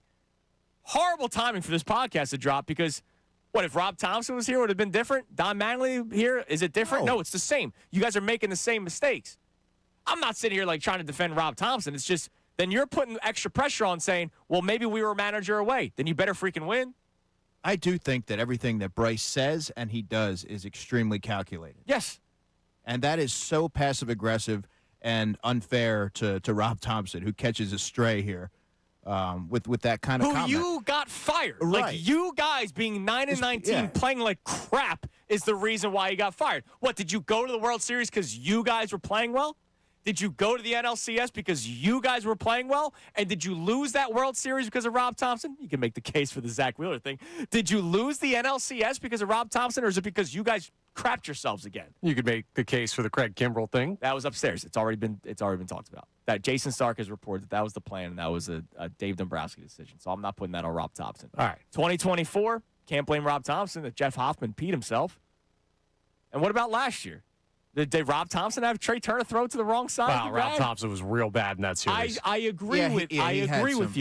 I agree with you. And I would have moved on from after the playoff series. I talked about it. I would have moved on, but they kept him, and I was like, all right, I don't think that's like a bad thing. It's just I would have made the decision because I needed to change things. Bryce Harper doing this, Donnie's done it. Well, then you better freaking win because you're making it seem like you were somebody's done it manager away from winning. Well, Castellanos said the same thing. So now that's 2 guys that were in the locker room with Rob Thompson that are saying, hey, I like having a manager that's done it. Maybe there's stuff behind the scenes that we didn't see that he didn't get about managing a Major League Baseball team. Okay, and they got to a World Series and they got to an NLCS, so he must have been doing a pretty good job without understanding. Yeah. Or is it because the players are hot or the players are cold? That's why I don't think it's the managers. No. Okay. I think we're overstating this. And I think it was overstated when Castellanos said it too. Right? I think there's actual credence to that. Having a guy that played the game for baseball, for managing a season of 162 games, I think there are benefits to that. I think that's all he's saying. I know it comes off as like backhand or passive-aggressive against Rob Thompson, but multiple players have said this. But it is backhand. Like, it is. Okay. And he had his faults. Like, he wasn't the perfect manager. Maybe his shortcomings were the things about the game that he didn't understand from not playing at that level. And you know what? Don Mattingly's not the perfect manager. Right. I know we're in love with Donnie Baseball, but as I tried telling people early on, Don Mattingly was when the Dodgers moved on from him, they then won the World Series. Don Mattingly had the Marlins when they actually had a roster until they started trading everybody away. It's not his fault, but like Don Mattingly hasn't been like the best manager ever. But he's Donnie Baseball. We have signed posters of him in our bedrooms, and so we love him. And they turned the season around. Why? Because the players got woken up when they got the manager fired. It's not because they were able to sit down and put their arm around Donnie Baseball and say, hey, man, I'm struggling. What do you have to say? Grace me with your presence. Yeah. He was here. He was on the bench. Right, but Bryce is entitled to his opinion of what he likes. Or his preference is fine. If he likes having a manager that's done it before, Castellanos, I had the same take with Castellanos. The only thing I didn't like was Nick Castellanos himself is like, I don't really watch film. I don't do that. Right, yeah. So I'm like, I understand the message. You just might not be the guy to be having that message right now. But if you have a preference of you want a manager that's played the game before, I think that's fair. All right, well, you have a manager that's played the game now. So win in the World Series, win in the playoffs. Don't have bad base running like you guys taking always it have. too far. Because he didn't say, we're going to win the World Series because we have a manager that did this. He said it's been good. All right, don't overstate this because he just said something. It's been good for years now. It has been good for years. Not good enough, but it's been good. Yeah, so they better win now because now it seems like they're a manager away. That's all right. All right, real quick. Bryce has spoken. Yes, he has. So Bryce gets what he wants. Real quick, before we get to, can you get me a debate day topic ready on the Davis? Well, we have a major debate day update. Like world-changing debate day update. So I'll tell you that in a second. All right. Underdog NBA reporting, some other moves. The Cleveland Cavaliers, obviously LeBron watch. Man, blast from the past. They have interest in Mario Hezonja. Do you remember Mario Hezonja? I know the name. I forget Mario exactly. Hezonja has not played in the NBA since 2019-2020. He was top 10 pick? Yeah, 5th overall draft in 2015. There were people that wanted the Sixers to draft Mario Hezonja. And then he's been out of the league. What, 6 years later, is going to be different? It was like the guy. Maybe LeBron likes him. No, who was the guy that everybody fell in love with here? And I was like, guys, he's been out of the league. Who, Gershon Yabusele? Yes, and then he ends up stinking with other teams. I don't get whatever. Everybody's trying to find the diamond in the rough. All right, what's the major update here? You remember the lawn question about leaving notes on the doors? Yes. That wasn't a listener question. That was something that was talked about on Middays with Marks yesterday because Sean Brace is the one who's done it. He left the note? Multiple notes. We got to talk to Sean. Yeah. I didn't realize the call was coming from inside the house. We're calling him next segment. So we have today's headlines. Before we get to headlines, we're calling Sean Brace. He's up. He's got a little kid. He's awake. We are calling Sean. He has left the note? Multiple. That changes the game. Yeah, now we got the guy. So we can ask all the context that you wanted, all of that stuff. All right, Sean, we're calling Sean Brace next. Leaving notes on the neighbor's door about the lawn is wrong. We'll talk to Sean next. And then it's today's headlines. Wow. All right. You look like you're trying to gather yourself here. Yeah. Because I got to see him in a couple hours. I don't know if I can look him in the eyes ever again. I won't. He hated the Sandlot thing at the All-Star game, which was like the number one thing about that game. And now this?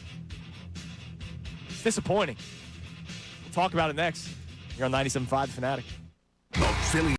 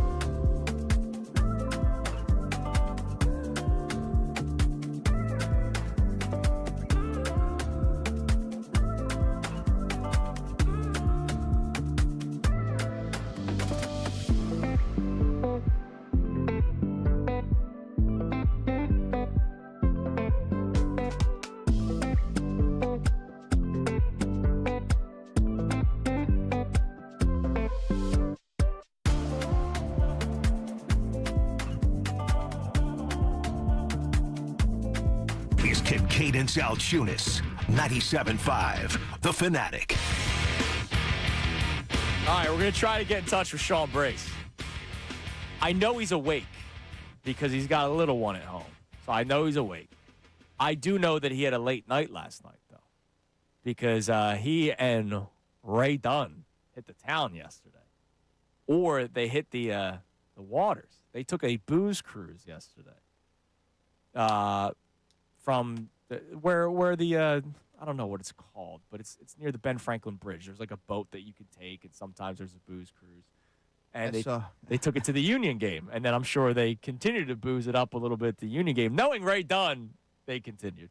So maybe Sean's asleep. Maybe he's not awake. I know Connor's trying to call him. He's probably going to ignore the call. I saw the photo on X, and I was like, look at those two guys, all dressed up and doing the town. Oh, yeah. They won yesterday. Go Union, 3-1 over the Red Bull. See, how about that? Yeah, it's great stuff out of them. Look at me locked into the Union. All right. Yeah, straight to voicemail. Good news. He's going to be in the building in like an hour. So yeah. We'll just talk to him in person. If you're just tuning in, it's a debate day Thursday, so have a debate ready before headlines. Debate day Thursday. We try to settle your random debates. We had one on YouTube this morning about whether or not you should leave notes on your neighbor's doors to mow the lawn. And all three of us said no. I also said I need more context. Like, is it a 90-year-old man? Like, are they on a cruise? I don't know. They might be gone. Later, we found out it was Sean Brace who did it. Sad. What do we got? Josh from Northeast Philly says, my wife puts mayo on an Italian hoagie. It makes me want to chew on tinfoil. Is that right or wrong? I don't think that would taste good. I like mayo, and I'll do it on like a turkey. But Italian, that I get it on all my Italian hoagies. Mayo and honey mustard. Oh, now, I am Italian, and that would be a no for me. Can't do mayo on an Italian hoagie. Like salami. But I will do it on other hoagies. Yeah, no, like a turkey and cheese. Like, yeah, like roast beef. I've done a roast beef. Salami and mayonnaise. I'm a mayonnaise connoisseur. That doesn't sound good. Mayo goes on everything, man. Goes with everything. I'm just trying to. It's great on a hoagie. Any hoagie. Yeah, but like, what is this Italian hoagie that we're talking about? Is it like literally salami, ham, and cheese, or is it like, are you putting the long hots on? Like, are you? See, like, I go. Like, are we doing a real Italian hoagie? Yeah, I don't know. Just think your run-of-the-mill Italian hoagie. What it normally has, the capicola and the salami and everything on there. I just don't see the mayonnaise. I don't know how that fits into the picture, but I do throw in long hots and things like that. Yeah, that sounds gross. I'm on the side of the wife. And the fact that you're throwing honey mustard on there, too. Well, that just disqualifies. I like honey mustard. You're not I like honey mustard, too, dude. Like, clearly not that much. I like chocolate, but I'm not throwing it on my cheesesteak. Like, what does that mean? I like honey mustard. Connor probably puts ketchup on it, too. Don't knock it till you try it. You put ketchup on a steak? On a steak? Yes. No. Oh, no. You just use that for your dinosaur nuggets. Yeah. Calm down in there. Calm down in there. All right, it's time now for today's headlines with Mr. Dino Nugget himself, Connor Thomas. Today's headlines with the Connor Thomas. The shapes taste better than the regular. Anyway, it's brought to us by Lundy Law. For over 70 years, Lundy Law has been fighting for injured people. If you need them, remember the name Lundy Law, your injury lawyers. Visit LundyLaw.com. That's LundyLaw.com. We had a very interesting ejection in the Yankees game yesterday. Now, they're going to be in town tomorrow, but it had to do with a pitch clock violation. Are you familiar with the antics of one Jose Caballero? Yes. I saw this whole thing yesterday, yeah. So, talk to me. He gets in the box, and he has a pre-swing routine where he steps in the box, he raises the bat up, not like quite Ryan Howard, but just think about that for the visual. And he looks like directly down as he's doing that. And then he faces up to the pitcher, gets ready. Now, with the pitch clock, there are certain things you have to do. I assume the only thing was within 8 seconds, you have to have eye contact with the pitcher so they can deliver the pitch. Well, he did that and still was called for one. Here's some audio from the game. See if Jazz thinks about it, and they're going to call Caballero for a pitch clock violation.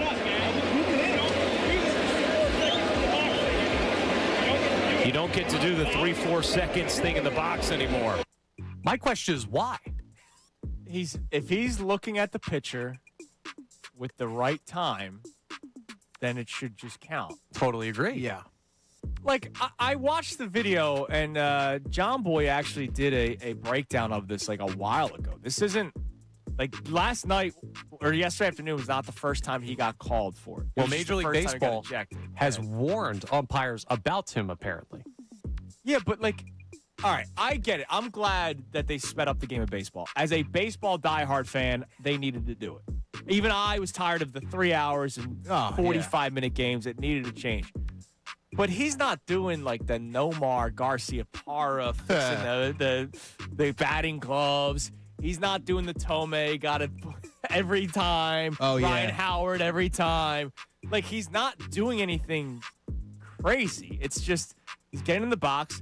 He's looking down. He then looks up at the pitcher. The pitcher still has 8 seconds to throw. Yeah, he's taking the allotted time. I got a great story for you. In college, my brother got in a bit of a disagreement at a house party one time, and the guy whose house it was said, "You got 2 minutes to get out of here."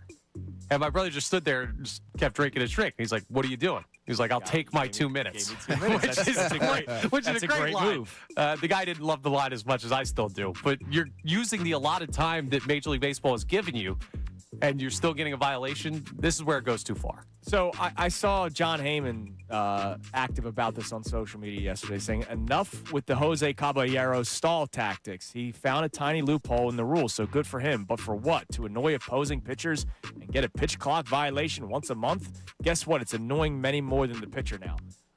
I can't imagine getting annoyed over something like that. We'll see this weekend. Like I watched the video and I was like, all right, this is what all the hoopla's about. He's looking down for 2 seconds and then doing this. Like, is that? How would that annoy someone? I don't know, dude. Your life must be great. Like, John Heyman must live the best life in the world if that annoys him. That. Let's talk about a guy whose life isn't great right now. This happened a couple days ago. We have not talked about it yet, and it's something I think every guy can relate with. Did you see what happened with Joshua Kuroda-Grauer of the Athletics? No. Oh, you didn't see this? Yes. He might be the toughest guy in Major League Baseball. Yes. He's dealing with a bit of an injury right now. That's the understatement of the century. So he had a game over the weekend where he fouled a ball. He was batting and fouled a ball off of a place that seems impossible to foul a ball his off nuts. Of. Yeah, we're going to work our way around to it. But yes, his nuts. Directly into the twig and berries down there. And he's down for a while. You're afraid to say nuts, and then you drop a twig and berries on me. That's a nature reference. He was down for a while, gets back up, and does get a hit in the at-bat after doing this, and then immediately had to go to the hospital for an emergency surgery to repair a rupture. Oh. You know, he ruptured himself, but finished the at-bat and got a hit. That's one of the toughest things you could possibly do. Yeah, that's the equivalent of like the honey badger when he gets attacked by a snake. Yeah. He goes down and then he gets back up. I thought you meant Tyrann Mathieu. No. The actual honey badger. That's where my brain is at. Mine too. I'm so ready for football this year that I thought you were talking about Tyrann Mathieu. No, watch it on YouTube. When a honey badger gets struck by a snake, awesome. It'll play dead and then get back up and go about his work. business. That's impressive, Connor, that he was able to do that. To finish the really at-bat was. and get a hit is impressive. Yeah, 100%. So credit to him. Toughest guy in Major League Baseball, potentially. Last thing, do you want to be on that level? You want an accomplishment as great as that? Less painful, hopefully. But if you know Philadelphia, maybe it will be that painful. Are you guys familiar with the PPPA? Not the PPA. The extra one in there. No. It is a satellite league? It is the Philadelphia Parallel Parking Association. Hat tip to Crossing Broad on this one with an article they put out. The Philadelphia Parallel Parking Association is going to have a parallel parking competition at some point in the fall to determine who the best parallel parker is in Philadelphia. Somebody did this already. And I don't know if it was here. So this is we're redoing this. This is stolen valor, man. Somebody's done this. They're repurposing locally, someone else's idea. I feel like it happened here, if I'm not mistaken. Oh, we can't go field fact on stolen valor. I need proof. It's still awesome. Yeah, so would you guys enter? Yeah, I'm pretty good at it. Here's the problem. You can use backup cameras, which I think is BS.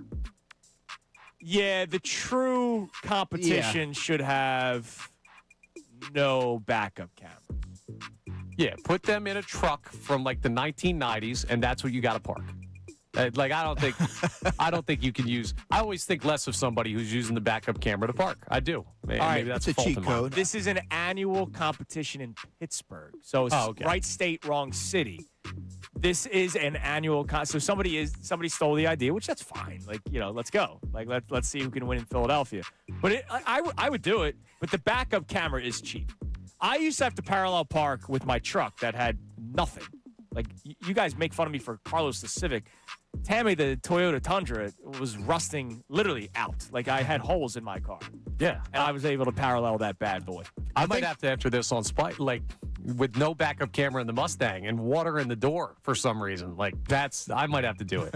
And you know what? While we're on the subject, I think the driving test in PA should be, you have to be able to navigate a Wawa parking lot anywhere from the hours of 6 a.m. to 8:30 in the morning. Dude, this one down the street from here, Belmont? Instead of the Belmont. Oh, insane. my God, dude. Like, you're right. You have to pass that test before you get to drive. All right, coming up next. Yesterday, I knew what I was going to get into today with you in studio, Andrew. And I'm very excited to have you here today, as I always am on Thursdays. Yesterday, when we had Shefty on, I did like an NFC East training camp preview because there was no like Eagles news to break down with them. It's not going to be as easy this year in the division. Nope. And I want to break down each team with you and see how we're feeling by the end of the conversation. And then I want people to really get involved in this. We'll also update you on this Phillies trade deadline poll where it seems like people are either saying go big or sell altogether. We'll get that results to you as well. More debate day topics. It is Kincade and Salciunas, Giant of the K, out this week here on 97.5 The Fanatic. Now on 97.5 The Fanatic Sports Update. Nola burned by the long ball again. I'm Connor Thomas, and the Phillies dropped the series to the Dodgers with a 9-5 loss yesterday in the finale, and Aaron Nola went 5 1/3 innings, allowing 7 hits, 5 earned, 2 home runs given up. Now, Alec Bohm and Brian De La Cruz did go yard in the game for the Phils. The offense was okay with those 5 runs, but Nola's just been struggling lately getting deep into ball games, and the Phillies have dropped their second straight series. Don Mattingly talked after the game, not discouraged about his team's performance. No, nothing in this series changes our thoughts. If we play well, we're capable of beating anybody. So there's nothing that happened in this series that changes my view at all. They have the day off today. They'll start a series with the Yankees at the bank tomorrow night. As for the Eagles, they continue to prepare for training camp. Jalen Hurts came in at number 56 on the NFL's top 100 players list for 2026. Still no decision from LeBron James as the wait continues to see where he's going to play next. A lot of teams in the NBA. In the NBA, the league itself waiting for that. The Union took down the New York Red Bull 3-1, their first game back from the World Cup break last night. Don't miss Andrew DeCecco with us in studio all day today for the rest of the morning show. This update is brought to you by the Macom Group. Visit MacomGroup.com. The Macom Group supports contractors with one of the largest PVF inventories from pipe, valve, and fittings to trusted brands. Count on the Macom Group to help you stay on schedule. Visit MacomGroup.com today. I'm Connor Thomas on the home of the Sixers, Flyers, and Union, 97.5 The Fanatic and The Fanatic.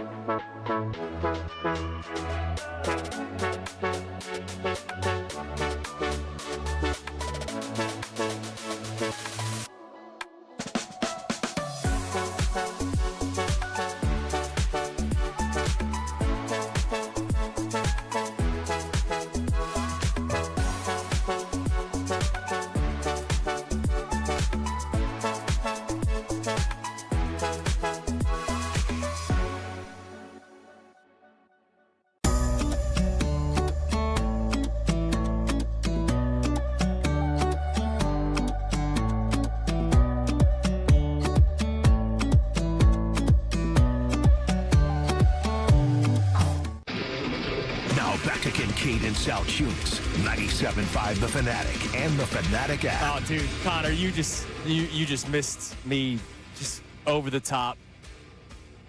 Just excitement for football during the commercial break because Andrew DeCecco's 53-man roster just dropped. His pre-training camp 53-man roster prediction. And there's a storyline that I brought up during minicamp and OTAs that I said, you just wait for when this happens. I will laugh, not at the individual, but a lot of Eagles fans. So let me make this clear once more. I don't hate Jalen Hurts.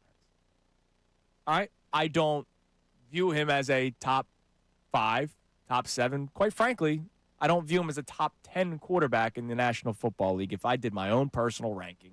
But do I think 17 is egregious? Absolutely.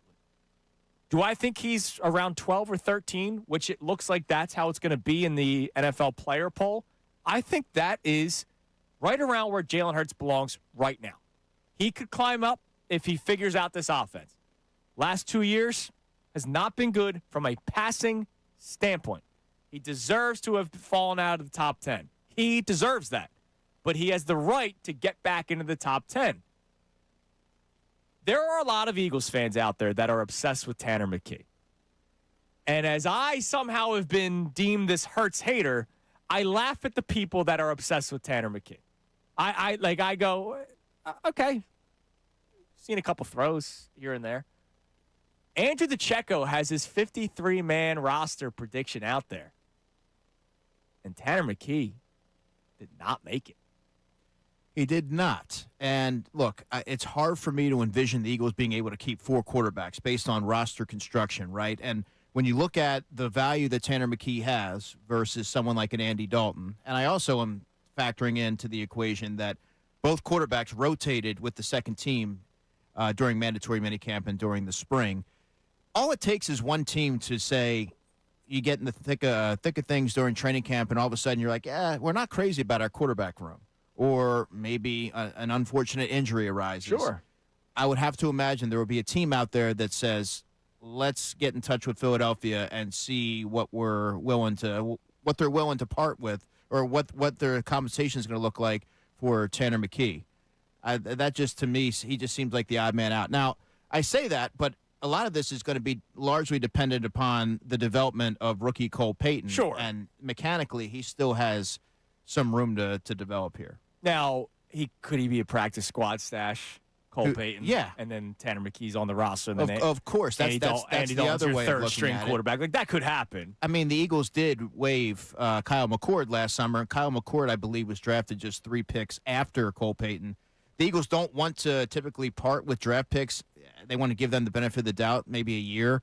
But if he's not the best option, I have to imagine that they're going to take their chances, expose him to the waiver wire, and expect that he'll clear. But, right. We're getting way ahead of ourselves, but there's a lot of different ways you can look at it. Dude, check out the 53-man roster prediction from Andrew DeCecco on InsideTheBirds.com.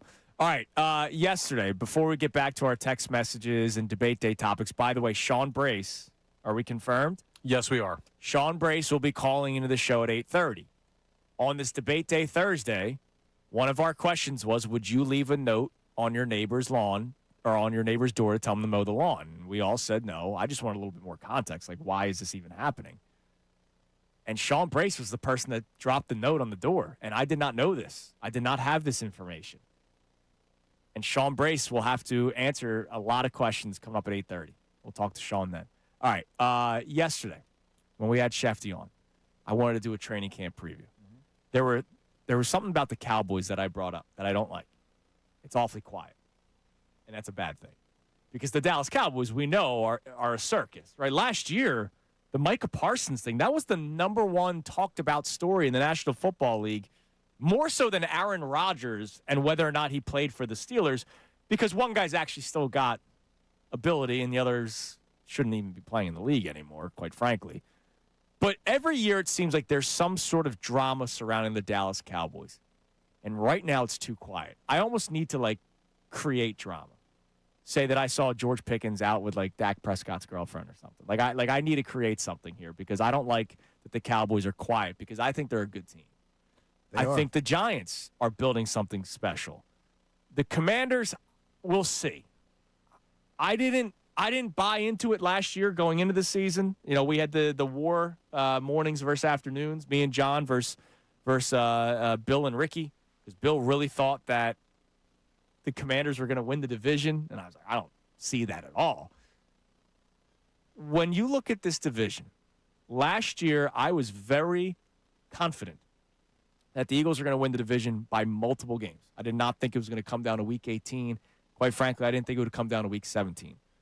I don't have that same confidence this year. I think when you look at the Dallas Cowboys, their offense is already in place. They have continuity there with their coordinator. Dak Prescott is really good at, I guess you could say, delivering in the regular season. We'll have to see what happens in the postseason. Absolutely. But their Achilles heel, Andrew, has been their defense. That's been the unit that has given up leads, and they've been really leaky, especially on the back end. Well, guess what? They've just acquired Christian Parker as their defensive coordinator. He's going to make sure that the details, the communication, and the discipline and fundamentals are locked in on the back end there, and they've added some really good pieces. One of the more underrated ones was probably safety Jalen Thompson, who I think for years with the Cardinals was criminally underrated. If Christian Parker is interested in you as a player, there's something from an intangible standpoint that you're bringing to the table. They also have Donovan Ezaraku, a Williamstown, New Jersey guy who's entering his second year. Quinnen Williams, a full year. Great year trade for them last year. Yeah. Savone Rebel, the corner, is someone who out of East Carolina I liked a lot. He was injured for half of the year last year, but started to come on a little bit. So they have a lot of pieces there. They've added some interesting free agents, and I think that they're going to be a unit that is going to stabilize things a little bit more than they have, giving the Cowboys a more balanced team. I said this yesterday, 2 years ago about the Eagles. We were saying, hey, if that defense just goes from 30 to like 15 ranking-wise, they're going to be a really dangerous team because we thought the Eagles' offense was going to be really good, especially when they signed Saquon Barkley. Later, we found out that the defense went from 30 to number 1. I could say the same thing about the Cowboys. If that Cowboys defense goes from a bottom third defense to a middle-of-the-pack defense, they're dangerous, man, because of how good that offense is. And that's just the Cowboys. The Giants are building something. Now, health is going to be the big factor with Jackson Dart. Like, does he take care of himself? Because he's a guy that's always trying to get the extra yard and putting himself in spots where it's not really best for his body. Cam Scadaboo's a story within its own right. Malik Neighbors coming off of the major injury last year. But that's another team where you look at both sides of the ball, they have players. I thought their defensive front has always been good, but it would always seem like they just fell short of expectations. I'm not going to ignore the Harbaugh factor here, man. That concerns me a little bit, that they're going to be coached up better this year.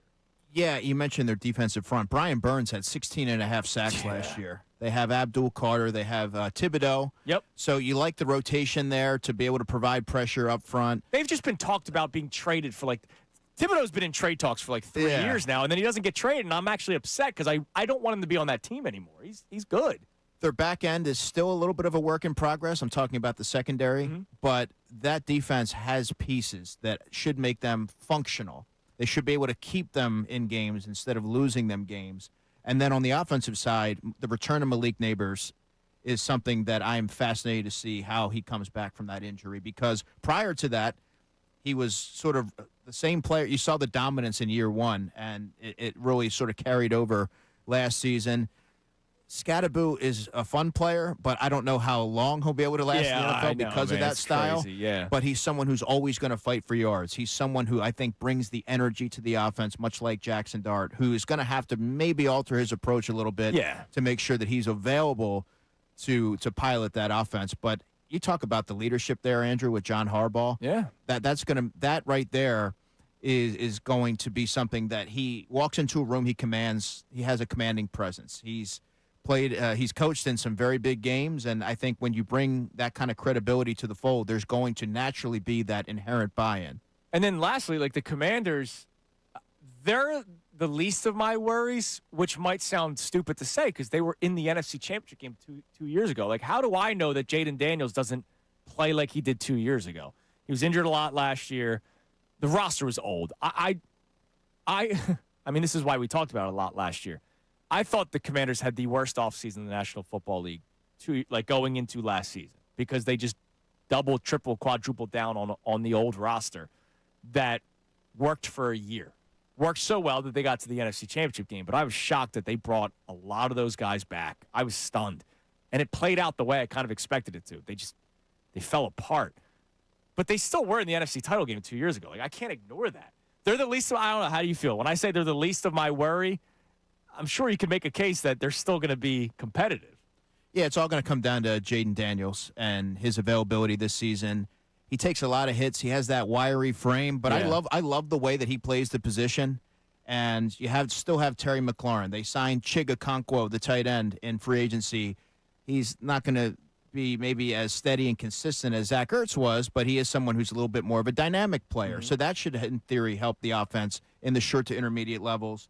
And, look, I still have questions about their running game with Bill Krosky, Merritt, and Yeah. they don't have a ton of household names there. Their offensive line is improved from where it's been over the past couple of years, which I think deserves to be mentioned here. But I still think that even when you look at the defensive side, they're still probably a couple years away from being a viable contender in the NFC East. So I would put them towards the proverbial basement of the division. Would you, if you were to rank threats, Cowboys, Giants, Commanders, in that order? Yes. Okay. That's what I do. What about you, Colin? Yeah, I agree. Okay. It's just this year, it's legitimately a threat. Like last year, I think I would have ranked it the same way last year. I would have flipped Giants and Commanders. But the Cowboys still were the number one threat to me last year. This year, the threat is actually real. I'm not saying the Eagles aren't going to win the division. I still think the Eagles come out on top of the NFC East. But I'm not sitting here going, come week 16. That's not good. Division won't matter. We're looking at seeding come week 16. This year, I think we're still looking at, all right, they got to lock down this division fast. Cowboys just have a really difficult schedule this year. It's extremely difficult. But actually, as I was putting together my my all NFC East team, there's 3 Cowboys offensive linemen that I had on there, and that's something that we've seen how teams can dominate in the trenches and how that can sort of alter your trajectory. And they have Tyler Smith, who's a phenomenal player. He might even play left tackle this year for them. We'll have to see, but he's been their left guard. They have Cooper Beebe at center. I think he's primed for a breakthrough type of season. And Tyler Booker, their right guard, has given a lot of some of the top interior players some trouble. So they have a really solid interior offensive line there that should be able to kind of help head that offense in the right direction. This is Cowboys' schedule, by the way, because it's difficult. You open the season on the road against the Giants, so road divisional matchup to start. Giants, Commanders, Ravens, Texans, Bucks, Packers, Eagles, Cardinals, Colts, Niners, Titans, Eagles, Seahawks, Rams, Jags, Giants, Commanders. Playing a lot of playoff teams, man. A lot of good football teams. That's the one thing for the Cowboys that they're going to have. Like, their schedule's difficult, but the roster's talented. And I'll be honest, man. Like, you know, I don't have to, like, be, like, Philadelphia Eagle fan, tough guy. The Cowboys are a dangerous team this year, and it's okay to point that out. Right, but an understated factor here is that they've never had to face a ton of off-season expectations in recent years where the Eagles have. The Eagles have been there before. They've delivered in high-leverage moments. The Cowboys, what are they going to do if all of a sudden they get off to a fast start? They've never really been in that position before where they're vying for something. Oh, and you know if they're 3-0, that's going to be the number one talk in the league. And that might add to their pressure. We've seen Dak Prescott struggle with that. That's what I'm getting at. They've never necessarily been in that position where all of a sudden they're kind of cruising along. How are they going to respond to that? Right. How is Brian Schottenheimer, what's his messaging going to be to make sure that they're blocking out the noise and they're not reading their own press clippings and things like that? And their owner needs it. Well, yeah. We know he's not going to shut up. All right. What do we have on the Davis on a text line? You can feel the Davis difference. Check them out in Burlington. Philly's also a big topic of conversation. So our poll today brought to us by Dr. Awadana Appel and the team at Iron Mountain Men's Health. The poll is strong for 4 hours every single morning. Thanks to Dr. Awadana Appel. We're asking you, off of another disappointing series, but you saw how close they were in each game, but you saw that they were outclassed in this series. Do you want the Phillies names out? There are no names mentioned in this question. It's just, do you want them to go big, which is you're trading all your top prospects? Do you want them to just make a move? Like, hey, we're pretty good. We just need to add to the margins. That's what the big Sixers thing is, right? Just add to the margins. do nothing and just see what happens and you're not trading away prospects? Or do you want them to sell? If you don't think they have a chance of winning, would you sell? 63% still say go big. There is a change, though, Connor. 23% say make a move. 12% say sell. 2% say do nothing. We want to hear from the do nothing crowd. Yeah, that'd be nice. Just to try to rationalize that. No, I think you have to go big, man. That's what I think. If this series against the Dodgers should have reinforced to the Phillies that we still have a ways to go before we can even measure up to this team, because they do everything well, they do the little things well, and they have elite talent there, you have to swing for the fences. You do. And I'll do the positive spin that I did earlier for this series, even though they pissed me off this series because bad base running is just driving me nuts. They won game 1. Bad base running mistake from potentially winning game 2.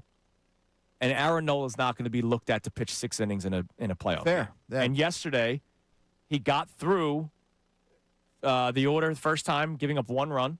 That's probably what you would do in the playoffs. Like, hey, Nola, you got the game 4 start. We need you to go through 1 time through the order. You wouldn't have him pitch into the 5th inning. You wouldn't. Like, you know that's not going to be the case. And so Nola's not pitching in the 5th inning to give up 3 more runs. And that's a positive spin because I think we need to hear it sometimes, even though I think we all kind of know what the result will probably end up being, and that's losing in the playoffs. What do we got on the text line? This texter checks in and says, there is no going big. I don't know why that's a conversation. This team has nobody to trade to go big. Well, I mean, while I agree with the spirit of that texter, of what they're saying, you don't quite know how other teams view certain prospects. I would tend to agree with you because you look at where they rank in terms of their farm system. They don't have a ton of prospects that it would appear that teams are clamoring for. But until you can't get inside their minds, you don't quite know who they value and who they don't. Right, and we keep on saying they don't have anyone, and I get it. Like you said, they're ranking. But if the Phillies say, "Hey, we'll give you 4 prospects," and that team's only offering 2, they might take the 4 prospect route. Yeah, I mean, that's like the thing. There's a chance they could still make a trade. You can't just look at what guys have done this year. Prospects are gambles. Dante Nori is the perfect example. Was awesome in the World Baseball Classic on a big-time stage against big-time players. Has been not good this year in the minor leagues. You could go to a team and be like, look at what he did for Team Italy in the World Baseball Classic, and it can make his prospect ranking completely irrelevant. We don't know. You got to sell it. But Dave Dombrowski has been good at that in his career. You can't just say they don't have anything. They will get something at the deadline. It's just, is it some major move or is it marginal moves? And we'll find out in a couple of weeks. What else we got? All right, I got to wade through all the people who are calling me the worst person in Philadelphia for the honey mustard and mayo on the Italian hoagie. Well, that is well-deserved. An old friend of mine named Anthony Gargano is not happy with you right now. Yeah, he's not alone. I understand I'm a weirdo. I get it. I know I'm wrong here. I like what I like. I'm sorry I stick to my guns, but I know I'm wrong. Sometimes you just got to do what you like, though. Connor looks like a big beefaroni fan over there. I like beefaroni. Beefaroni's not bad. What's wrong with beefaroni? All right, what else we got? Joe the Cynic Hamburger checks in helper. and says, this is the last year for a run. Make moves now to get actual winners to compete and not hope for success with retreads and guys that play puckered up. They should have blown this team up last year, but since they were content, they have to go all in now. Yeah, you got to. You're going to be bad either way. And that's my take. If you make a big trade or if you don't, your prospects suck. You don't have many prospects. Like, you don't have the, oh, man, 3-4 years from now, we're going to be great. Kind of like we can with the Flyers right now. Like, oh, man, look at these guys that we have. We're going to be really good in a couple of years. We just need that one big move. The Phillies are going to suck in 2030 regardless. Whether Gage Wood plays for the Phillies or not, they're going to suck in 2030. So you might as well just keep trying. It's going to suck regardless. All right, coming up next, Sean Brace will join. Sean Brace left a note numerous times on his neighbor's house to mow the lawn. I'm disgusted by that act, and we have to talk to Sean about it. We'll get in a couple other debate day topics, because that's what started this all. It's Kincade Salciunas. Sean Brace next here on 97.5 The Fanatic. Now, on 97.5 The Fanatic Sports Update. Dodgers take down the Phillies. I'm Connor Thomas. The Phillies lost their series with the Dodgers yesterday, a 9-5 loss in the finale. Aaron Nola went 5 1/3 innings, allowing 7 hits and 5 earned in his start. Alec Bohm and Brian De La Cruz did go yard in the game to help power the offense, but it was not enough to overcome Nola's start, and he talked afterwards about his frustrating year. It's definitely frustrating. I feel like when I do go 6 or 7 innings, it gives a team a better chance to win. I put them in a better spot and put the bullpen in a better spot. Haven't really done that too much this year, and then just got to be better at trying to keep it on the ground. Phils have the day off today. They'll start a series with the Yankees at Citizens Bank Park tomorrow night. The Eagles are continuing to prepare for training camp, which will begin next week. Jalen Hurts came in at number 56 on the NFL's top 100 players list for 2026. There's still no decision from the LeBron James camp on where he's going to play next season. The wait will continue. The Sixers, one of the teams that's still in the mix, but we're all waiting, well, not as patiently as we were on the LeBron James decision. And the Union took down the New York Red Bull 3-1 in their first game back from the World Cup break last night. This update is brought to you by the Macom Group. Visit MacomGroup.com. The Macom Group supports contractors with one of the largest PVF inventories, from pipe, valve, and fittings to trusted brands. Count on the Macom Group to help you stay on schedule. Visit MacomGroup.com today. I'm Connor Thomas on the home of the Sixers, Flyers, and Union. 97.5 The Fanatic and The Fanatic.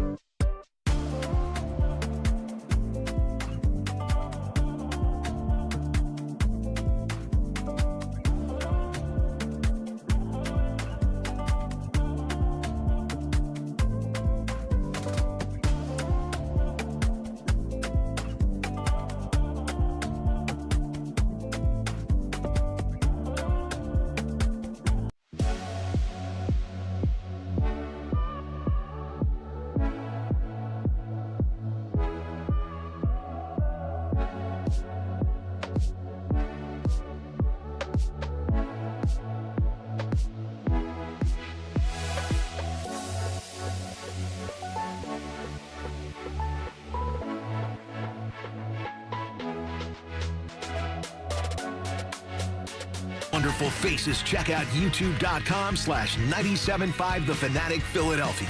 More of Kincade and Salciunas coming your way now. All right, it's 8:30 here on Kincade and Salciunas, 97.5 The Fanatic. For a couple of months now, I guess we're like 2 months in on this, we started doing something called Debate Day. And Debate Day is your chance to text us or call us or whatever and tell us the most recent thing that you've been debating with your friends or your wife, coworkers, whatever. And preferably for us, we want the non-sports debates because we debate sports 4 hours every single day. So it's a nice little change of pace where we try to help your debates. Like, man, me and my wife were debating about whether or not we should go to Europe or we should go to the islands. What would you guys do? And that's, that kind of stuff. And the point is to either help settle it or we make it worse, because if you and I disagree on the debate, or John and I disagree, or maybe John and I agree but Connor doesn't agree, it could add to the debate. And it's a fun little thing that we've added, especially during the summer here on the show. And so this morning on our YouTube chat, we were asked, hey, Debate Day question. Is it a violation to leave a note on your neighbor's door asking them to mow the lawn? And the three of us collectively said, yes, that's a violation. I did say I would like more context, though. Like, is this guy a horrible neighbor, or is this guy like a 95-year-old man, and now you're just an absolute D if you're doing that to the 95-year-old man? We're going to get more clarity. We found out that it was Sean Brace who was leaving the notes on the door. From Middays with Marks. Hi, Sean. I am howling right now, dude. Howling, dude. Just last week, you hated kids living their dream, playing on the baseball field during the Sandlot, moment at the All-Star game. You were the only person in the world that did that, and now this. I am. You're howling. You're misrepresenting what Sean said. Thank you. That is hysterical. All right. Let's get to it. First of all, I love the debate. I love it. Let's go. Go to the islands. Forget Europe. That's 1. 2. When the countdown is on, boys, we are now 1 day in since the letter was delivered, and the grass has not been cut. So you tell me what type of neighbor I'm dealing with. All right, hold on. Oh, look. Hold on. I'm going to give it to you. Because imagine you get that note, get that letter, where I wasn't asking you to cut the grass. I was telling you. Be a good neighbor. Cut your grass. What are we talking about, man? Come on now. There's 4 capable human beings inside this house in my neighborhood, literally on my block. It is the talk of 5 houses that are connected, all of my neighbors. Like, are you kidding me? These people won't cut their grass. They don't shovel their sidewalk. It takes them 2 days to pull their garbage cans in. I feel like I'm a Ma Soprano peeking out my window right now. Like, is the grass getting cut today? That's where I'm at. However, first world problems. My God, are these first world problems? 2 days to put the trash bins in. Are you kidding me? Dude, that's a bad neighbor. Point blank. Wait, is it a good neighbor or a bad neighbor? All right. Answer the question. Answer the question. No. Because there's context to this. Like, what do you mean? If your garbage cans are sitting in the road 2 days after they were took out, that's a bad neighbor. I would not call that a bad neighbor, because maybe they got caught up with work or something. A bad neighbor. No. This is a bad neighbor, Sean. This is a bad neighbor. Once a year? Okay. Every week, Andrew, come on. Brother, now. This is a bad neighbor. And I've experienced this myself. You know that there's an infant living at the house, and you're the one blasting the music at 11 o'clock at night or something like that. Like, that's a bad neighbor, not thinking about the people around you. What, we can't party? But you're talking about the way a house looks, and you're calling them a bad neighbor for don't judge a book by its cover. You're calling them bad neighbors just because of the outside. Are there other issues with said neighbor that you can tell us about other than just the appearance of the house? I stick to them, honestly. I don't bother them. They don't bother me, right? They don't bother anybody. To me, that's they a good don't neighbor, even come out of the house. They don't even come out of the house. That's the funny thing. It's a strange group of individuals. Okay, let me ask you something. something. Sounds like the burbs. Have you knocked on their door and said, hey, are you alive? Like, what if they're dead, dude? No, they're there. They're there. You see them on the back deck. Oh, okay. They're there. They're hanging. Trust me, man. I would not. You think I want an altercation? You think I want to go over there and talk to anybody? I don't want to do that. You're living in the mean streets of Conchie, man. You never know. It came to the point that I said, all right, enough is enough. Literally, boys, this isn't 6 inches. This is over a foot. Like, you just got to cut the grass in the summer months. Like, I get it. Maybe April, May, but we're talking about July. It's a field over there. Literally, there's deer in the yard. There's like, we got wildlife. Rodents. There's rodents running through right now. All right. Come on. Okay. Okay. Well, that's important. Yeah. Have you? No, that's bad. Look, I get it. Like, mow your lawn. I understand because that directly affects everyone else. Yes, especially if there's actually rodents. Then you got to mow the lawn. So let me ask: Have you ever interacted? Have you ever interacted with these people? No. They moved in 2.5, 3 years ago. No one stalked them. It's the strangest thing ever. It really is. They seem okay, right? They seem normal from afar, but there's clearly, like, they stick to themselves, and I'm fine with that. I don't care. You guys don't have to talk to me. I don't have to talk to you. Just do the bare minimum. Cut your grass. That's all. Cut your grass. I can't believe this is even a debate. All right. In the garbage can, Andrew. Oh my goodness. I don't really care about the garbage can. Just blocking the road. Do you know? Do they have a mower? No, that's another thing. They literally pay this old man to come over.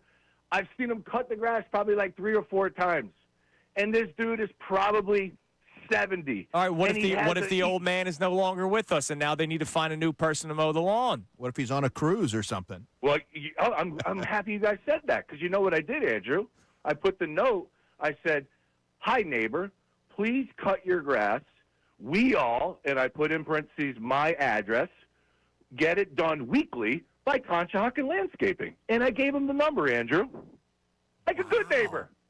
Now, I will say this. I respect the fact that you included your address so that you're not, like, writing a note and hiding. They know who exactly it came from. I do respect the fact that you put your name or your address to it.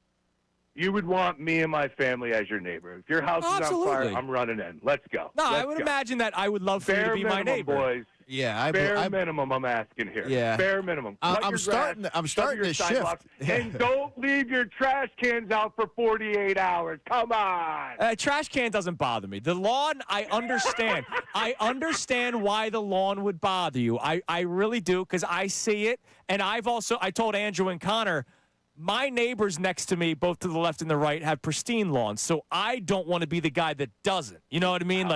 That's why I got Moyer Indoor Outdoor to come out last year and help me. Like, how about that for a plug? I wanted. You're a professional. I wanted the lawn to look good, so I didn't want to be the guy. My juices going here at 8:30 in the morning. I am fired up, and I'm going to walk outside, and that grass is going to be cut. I'm telling you right now, day one, the countdown is on. I don't know what I'm going to do next. That's the issue. All right, here's what you do next. Monday and Tuesday comes, and then the grass still isn't cut. Here's what you do next. I will give you one thing that you can do that worked from my childhood house. So in my childhood house, there was a neighbor of ours that did not take care of the lawn. Bag of poop, light it on fire. No. You're basically tapping into my childhood memories with this story today.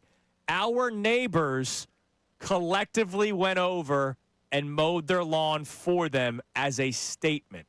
And after that, the lawn had always been cut because they were so embarrassed that neighbors did it. So that might be your next play. You might have to sack up and just do it yourself. And then if you do it, they may feel embarrassed, or it backfires and they never do it either way. Oh, you know what? That sounds epic. And I'm going to play. Do you know how funny that would be? I'm going to have a soundtrack in the background. We are the world. How about that, right? We all come together, candlelight vigil, kumbaya, and I'm cutting the grass, sweating like you know what in July. No, thank you. Pay the bill, cut your grass, be a good neighbor. I got to run, boys. You guys are the best. See you later. Take care, Sean. Hi, Shawnee. My God. Do you know how funny that would be if, like, all the neighbors start pitching in and grabbing the weeds and someone's mowing the lawn? Dangerous game, though, because then they might say, oh, well, if we don't do it, they're just going to do it for us. Well, it is a dangerous game, but again, this is a hand-to-God story. My neighbor, as my childhood home, across the street and slightly to the right, horrible neighbors, horrific. We had to call the cops on them because they left the dog out for 2 weeks outside their house. Like bad people. All right. They weren't mowing the lawn, and so a couple of the neighbors got together, mowed the lawn, went into their backyard, mowed their lawn, and then after that, they were so embarrassed that they never did it again. Then it was mowed every week. Now, this is something interesting about this conversation we haven't touched on yet, because Mr. Glass House over here is throwing a stone. You're Captain Manure from a previous debate day. Oh, yeah. That's disgusting. It smelled. They're fertilizing their garden. It smelled. And you were complaining about that. So I don't know. I don't know if you're neighborly yourself. It smelled. I can ignore the sight of something. You can't ignore the smell of something unless you plug your nose. I've been doing it for 31 or Connor years. Thomas is born without a sense of smell. Skill issue. Using manure in a neighborhood is more of a violation to me than not mowing your lawn. I'm just saying, you've had these issues before yourself. So. Beautiful night last night. If the manure was fresh, I wouldn't have been able to open up the windows. You know what I'm saying? That's what I'm just saying. That impacts the inside of my house, let alone the outside. Get an air freshener. You'll be fine. All right, coming up next. Connor Thomas made a point earlier this week that I shot down pretty quickly because I still feel confident in it. But this week will not help if the Phillies continue to lose. I'll tell you what the conversation was, and I wonder how many more people will side with Connor Thomas if this week continues to go poorly for the Phillies. It's Kincade and Salciunas. Andrew Zuchecko in studio, 97.5 The Fanatic. The Fanatic.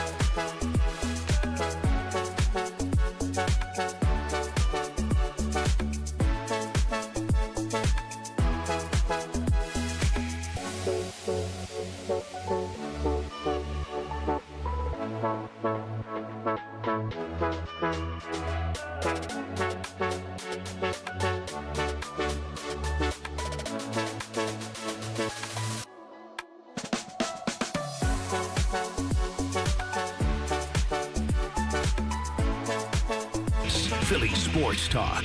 97.5 The Fanatic and the Fanatic app. Somehow I'm a clueless, terrible neighbor, according to Mark on our YouTube chat, because I question whether or not it's right to put a note on a door of a neighbor. I would feel like that's more of the harsh thing. By the way, Mark, you're invited to come over to my house, see how great of a neighbor I am. My lawn's nice. Trash cans. It's all right. Trash cans are put away. No, it's great. Moira indoor, outdoor. Made it happen, man. Yeah, they get the credit. I don't know if you could sit here. Moira's doing some hard work with you. I'm a great neighbor, man. I pick up packages when they ask me to. Like, hey, we're not going to be around. Can you pick up the package? I do all that. I have no doubt that you are, and your family are good neighbors. Yeah. I have no doubt. Yeah. But Sean Brace, actually, I'm starting to shift my opinion a little bit because I kind of see where he's coming from. I don't know that I'm never a note guy. I would never do that. Yeah. But I do respect that he left his address on the note. Because, like, you could leave the note and be, like, then they're thinking, who said this? He just said, hey, here I am. Come talk to me if need be. I respect But that. I totally see where he's coming from, especially when you're talking about wildlife in the lawn and things like that. Yeah, I mean, if there's rodents running around, yeah, you don't want that. I had that with a neighbor in Manayunk who had her dogs in the basement all the time, and they would poop in the basement. Oh, and no, she that's wouldn't fun. clean it out because it was the basement. So, like, Yeah, well, it's I the didn't go basement. down That's there. fine. And then she got evicted. That's where I go. And she got evicted, surprisingly. All right, Connor, on Monday, you questioned whether or not the Phillies are actually going to make the playoffs. And it was a fair question. I still think they make the playoffs. I do. And quite frankly, I still think they can win this division. But this week was going to be really important. And so far, you've dropped 2 of 3, and now you begin a series with the Yankees. So how are you feeling as of Thursday morning after you said on Monday you weren't sure if they'd make the playoffs, and they've dropped 2 of 3 so far this week and lost a game in the standings with the Braves, now 4 games back? Same exact way I was feeling. They're a team treading water, trying to get to the trade deadline because they know how much they need. The Bryce Harper soundbite we played earlier tells you as much. Said right-handed bat, bullpen, and back-end starter. Like, he knows what we know. The team knows what we know. They need a lot of help, and they don't have any margin for error, and they have the 5th hardest remaining schedule in baseball. At least that was as of when we last talked about it. That stuff shifts day to day, but let's just call it that for the sake of the argument. There's a world where they're 1 injury away from being out. There's a world where they're 1 slump away from being out. They don't have a lot of room to work with, and the National League is tough this year. So I'm not saying they're going to miss the playoffs. I would give them an 85+% chance to make it. But that 15% is not negligible. All right, what's your percentage chance of them winning the division? You laughed at me. 15, maybe 20. They only have a 15% chance to win the division. Yeah, dude. That's way too low. What are you, Eric I'm Kratz? kind of leaning towards where Connor is on that. I mean, what have you seen that gives you the confidence? You'd be banking on an injury. Well, I've seen the 3 guys that are going to be pitching majority of the time, Wheeler, Sanchez, and Luzardo, pitch very well. I do expect them to make a move at the deadline, which will make this team even better. And the Atlanta Braves do already deal with injuries. The Phillies are 4 games back. They're a good baseball team. They were my preseason pick to win the division, and they're in reach of it. You can't make up ground with 3/5 of a rotation, no bullpen, and a streaky offense. Right. How much ground can you realistically make up? They did. They were down 10 games. They're now down 4. At one point, they were down 2. They're not. There's 15% chance is so low. But then what happens? The same shortcomings arise, and they're not able to close the gap until they get hot in August. They had to play out of their ass hot to get to the point we're at right now. Yes, to get to where they're at now. They don't have to play out of their ass hot to gain 4 games. You like that one? They played out of their ass hot to get within 2 games of the division race, which was an 8-game swing over the span of a month or so. A lot had to go right, though. They don't need to play out of their ass hot now. They need to play the way they're supposed to play, which is the top guys are supposed to hit the baseball, and their best pitchers who have been consistently keeping them in games just need to keep on doing that, and I expect them to. I expect them to have a chance to win 3 days a week, every single week, more because sometimes you pitch twice. 3/5 of the time, I expect them to win a baseball game. Okay, but let's take a look at the bigger picture here because I like to consume baseball in the moment. I think that's the right way to do it. I'm not a wake me up in October guy. What's their best series win of the year so far? Like, who's the best opponent they've beaten in a series? I don't know. Tell me. I don't know. They don't beat the good teams, man. Like, look at this series. They've lost both series to the Dodgers. They've lost their series to the Braves. They've lost their series to the Cubs. They've lost the one series they played against the Brewers. The Padres looked like a good one at the time. Yeah, that team stinks. Right, but at the time that was good. The record says they were good. Yeah. Like they won 6 straight games against them. Like, that's pretty How much pressure can you put on Wheeler and Sanchez? That's the other thing. You're leaning on them. I've been leaning on them for 4 years. Incredible amount of burden that's placed on their shoulders. I They have to almost be perfect. And they usually are. I mean, it's just a shame that Zach Wheeler was great, and then the base running meltdown took place. They could have won that. They could have taken 2 or 3 against the Dodgers this year. They didn't because of their own stupid base running, which is a problem. It is. But that hasn't kept them from winning 90-plus games over the years. Like, to say that they only have a 15% chance of winning the division, I think is a little low. And this is coming from one of the negative guys out around here when it comes to the Phillies. Okay. Listen, you know how positive I am with the Phillies. Yeah. You know how hard it is for me to get to this point. So when you hear me say these negative things, there's probably a pretty good reason for it. The latest from Matt Gell, by the way, regarding the trade deadline. As of late, the Phillies have been more willing to discuss higher caliber arms, the kind of pitcher who would be capable of starting a postseason game. They're going to be aggressive at this deadline, man. Now the question is that Robbie Ray or is that Tarek Skubal? Right. Yeah, there's definitely going to there's levels to it, but they're going to be aggressive, man. And I'm expecting it, and I'm demanding it. Let's go to Lance in Arizona. What's up, Lance? Good morning. Hey, so a couple of things. First off, my issue with them being super aggressive, at this point right now, you face the top 4 teams in the NL, and you're a 5-17. The team that you have to beat to get to a World Series and win is the Dodgers.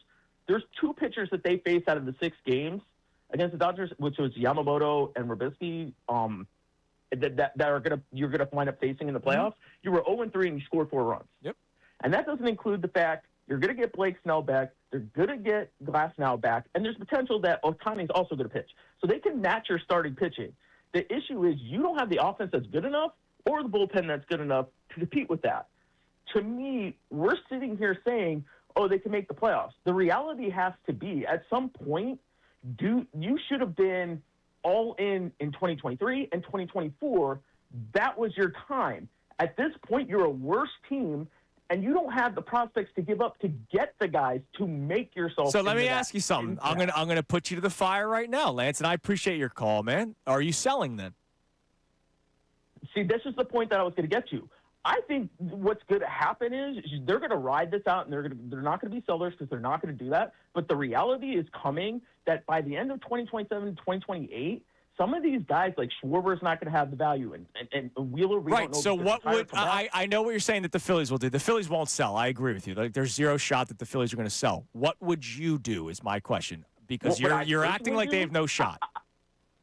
I don't think they do have a shot. I've seen how they played against the better So teams. would you sell at the deadline if you had the opportunity? Personally, I would sell. All right. But I see the writing on the wall that they're going to wind up in 2 or 3 years being post-2011 Phillies because their draft and development hasn't been good. But I also don't trust Dave Dombrowski to identify those prospects to bring them in here to be good when making those trades. And I completely agree with you, Lance, and that's why. And thanks for the call, man. Great to hear. Lance, I used to talk to Lance on the weekends all the time. Arizona, 3-hour difference in the morning. It's kind of hard.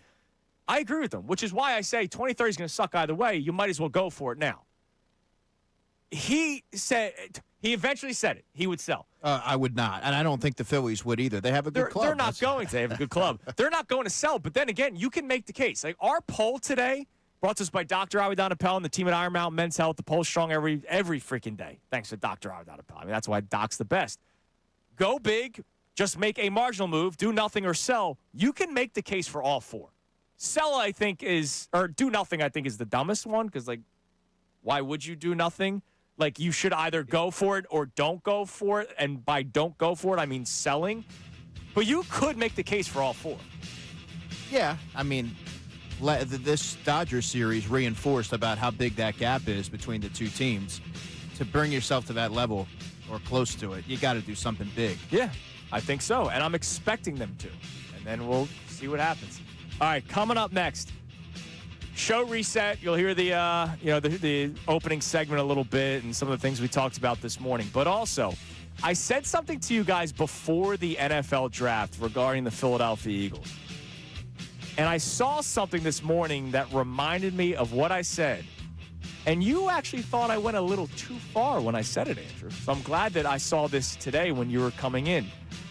The Eagles have some major decisions that they have to make soon. Not this year, but soon. Kincade and Salciunas, 97.5 The Fanatic. Now on 97.5 The Fanatic Sports Update. Another series lost. I'm Connor Thomas, and the Phillies dropped another series yesterday. It's 2 straight coming out of the break. They fell to the Dodgers 9-5 in the finale, losing 2 games out of 3 against L.A. at the bank. And Aaron Nola went 5 1/3 innings, allowing 7 hits, 5 earned, 2 homers. Now, Alec Bohm and Brian De La Cruz did go yard in the game for the Phils, but Nola was rough, and the Phillies did not step up to the plate against the Dodgers in a big place. So Don Mattingly, after the game, well, he still has confidence. No, nothing in this series changes our thoughts. If we play well, we're capable of beating anybody. So there's nothing that happened in this series that changes my view at all. They have the day off today. They'll start a series with the Yankees at the bank tomorrow night, another playoff caliber opponent for the Phils. As the Eagles continue to prepare for training camp, Jalen Hurts came in at number 56 on the NFL's top 100 players list for 2026. There's still no decision yet from LeBron James as the wait continues to see where he will play next. We'll keep mentioning it. We'll keep our eye on it. And the Union took down the New York Red Bull 3-1, their first game back from the World Cup break last night. Andrew DeCecco remains in studio with us for the rest of the show. I'm Connor Thomas on the home of the Sixers, Flyers, and Union, 97.5 The Fanatic and the Fanatic app.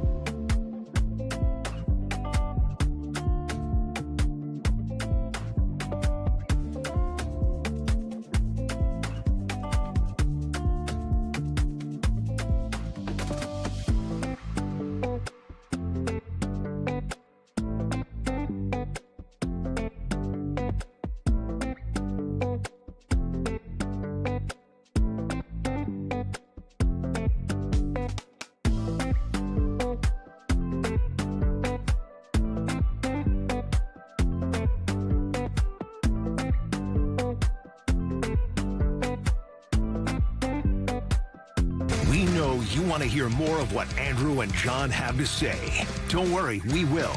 But first, let's hear what they got into earlier today on Kincade and Salciunas. Albeit, yeah, sure, the Los Angeles Dodgers, good baseball team, but if we're trying to set a bar and set a standard and say who do we have to beat, well, we know it's that team. We know of all teams, it's the Dodgers that you need to try to compare yourself because, quite frankly, they're the team that's most likely going to be playing in and winning the World Series. Once again, this team is not fundamentally sound. It goes to show you that this isn't a Rob Thompson thing. It goes to show you that Don Mattingly doesn't have as much sway as we might think he does. Where people, Donnie Baseball should be in the Hall of Fame. Of course they're going to listen to him. Well, it doesn't sound like it because this is 2 straight days where Don Mattingly after the game has to say, I don't know what he was doing on the base path. You're absolutely right. They're just not playing smart baseball, and they've had big stretches of seasons where big moments, they shy away. They get worse. They get mentally weaker in those big moments. That's the thing. Some guys will rise to the occasion in certain spots. Bryce Harper at the plate in the postseason, check the numbers. The starting rotation, absolutely lights out largely in the postseasons of past. But the bullpen shrinks. Some of the role players shrink.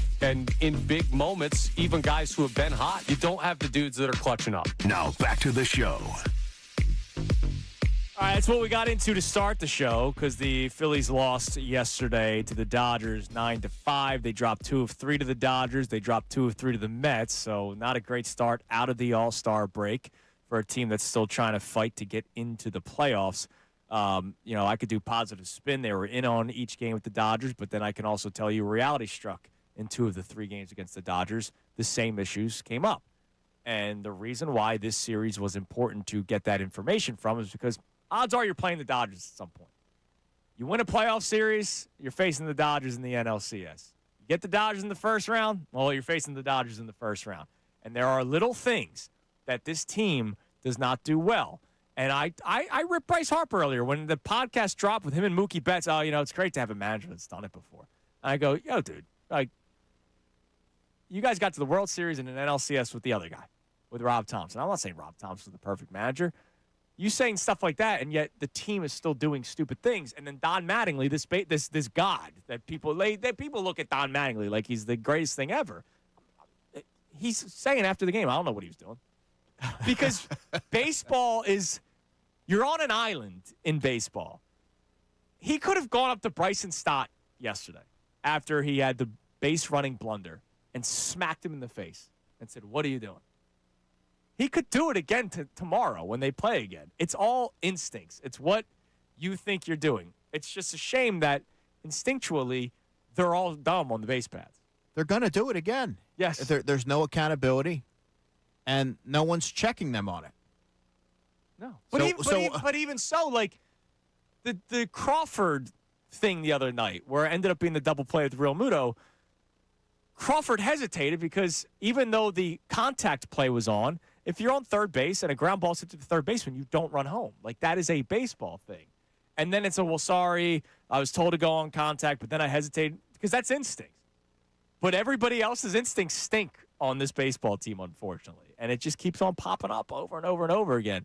Also getting into some Eagles discussion, and I'm really interested to go through something now with you guys because I said something to you before the draft, Andrew, that you didn't say I was wrong. You thought I was just a little too far. I said that the 2026 NFL draft was a state of the franchise importance draft for the Eagles. And you thought it was a little strong. But we all know that drafts are important because you need to replenish talent. But the reason why I said it was because you start looking around this Eagles roster. They're getting old in certain areas, or they're getting very expensive in certain areas, or a payday will be coming in certain areas. Right. And then you're going to have to make some tough decisions. Like, is it a guarantee that Saquon Barkley is finishing his career with the Eagles? Or could Saquon Barkley be entering his final year with the Eagles? We don't know. Right. There's a lot of variables. Howie's got a lot of interesting decisions that he has to make. And so I saw an article this morning on ESPN.com from Aaron Schatz, who's he's a football writer, but he does a lot of the analytics, the numbers, the metrics, all that kind of stuff. And it's an interesting article. He did a ranking of every NFL team and their talent that they have under the age of 25 and younger. He did the ranking. And the Eagles come in at number 18 Now, they have very talented young players. We know that. Like Yeah. Cooper DeJean and Quinyon Mitchell. There's really, really good players. Jalen Carter, Jordan Davis, Moro Jomo, yeah. But some of these guys are about to age out of that. It's 25 and younger, so Jalen Carter is at 25. So he does still fall into the Oh, right. Jordan 25 Davis and is younger. probably older than that. Right. Some of these guys are getting old. That doesn't mean they're past their prime, but it means they're going to get paid soon. Jordan Davis already got paid. Jomo's in the final year of his rookie deal, and he's 24, so. And he might get a decent payout, and it might not be here. So the Eagles draft picks of Stowers and Lemon, if you want to throw in Markel Bell, because you have to start thinking about the future at right tackle if Lane Johnson leaves. And then some guys entering year 2, Drew Makuba. You and I were having a conversation off the air about Ty Robinson. Jahad Campbell is a very interesting name that we have to follow. Like, is this guy going to play like the first-round pick he was, if not supposed to be drafted even higher if it wasn't for the injury concerns? These young guys that the Eagles have coming into year 1 and year 2, it's not, hey, Super Bowl level of importance like 2024 where Quinyon Mitchell and Cooper DeJean played out of their mind. But if we're talking about staying in contention and being able to make decisions where you're not paying guys big money, these guys got to step up like now and start showing us signs in the future. You have your 53-man roster. Johnny Wilson's a name that I'm really intrigued by. Yeah. Is Johnny Wilson going to be a offensive factor, or is he going to be like the or the run blocking guy, special teams player, so you're not really looking at him as some big name down the road? Like, there's a lot of questions about this team. Yeah, I think Johnny Wilson in the second half of training camp last year, to answer your question, was sort of coming into his own as a pass catcher. Then he gets rolled up on, suffers a nasty injury, and he's done for the year. But they really missed his impact as a blocker. But even in the spring, he was showing signs of the player that he was late last summer. He has a good rapport with Jalen Hurts. I think he's going to make it predominantly because of his blocking, but he does offer you something as a receiver that I think they'll look to tap into a little bit more this year. Okay. And look, just for context, I have the top 10. A lot of it's guys, bad teams that have been drafting recently. Number 1's the Patriots, who were just in the Super Bowl. Texans, we'll see. Quarterback's a big question there. Bears are number 3. But then it's the Browns, it's the Titans, it's the Raiders, it's the Jets. Then you have Seahawks, and it's Giants, Saints. So a lot of these teams not in the playoffs or fringe playoff teams because they've been drafting high. But part of the reason why the Eagles have been so successful is because of how well they've been drafting. And I expect that to continue. But we're going to see a totally different looking roster in, 2 years? It's possible, yeah. Like the guys that were a part of this Super Bowl team, both Super Bowl teams, some of them. It's inevitable that pendulum's going to shift, and all of a sudden you have to start paying your defensive guys to keep that nucleus intact, and you have to draft and develop pretty rapidly on the offensive side if you want to maximize the window that you have. Yeah. Which brings you back to the $60 million question. Well, that's why I keep on bringing it up. It's going to be really interesting to see what they do. If he balls out this year, and by he, $60 million man, we're talking about Jalen Hurts. If he balls out, you sign him without question.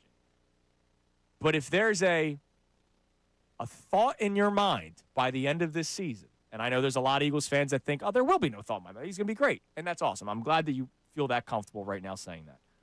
But if we get to December, January, and it's more of the same where it's like, all right, is it him? Is it the coordinator? Is it the offensive line?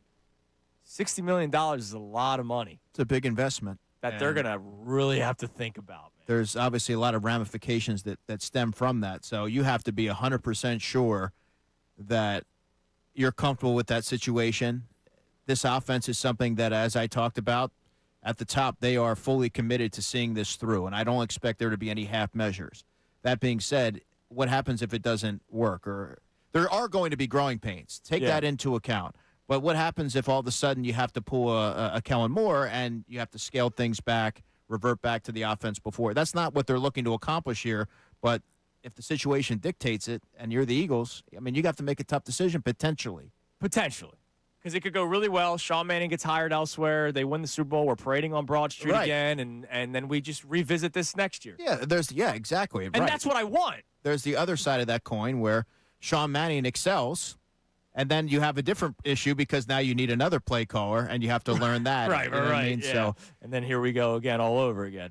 All right, what do we have on the Davis Honda text line? You can feel the Davis difference. Check them out in Burlington. Give us a couple of the sports texts, and then we'll do some more debate day topics because it's a debate day Thursday, which literally led to Sean Brace calling into the show to defend himself. What do we got?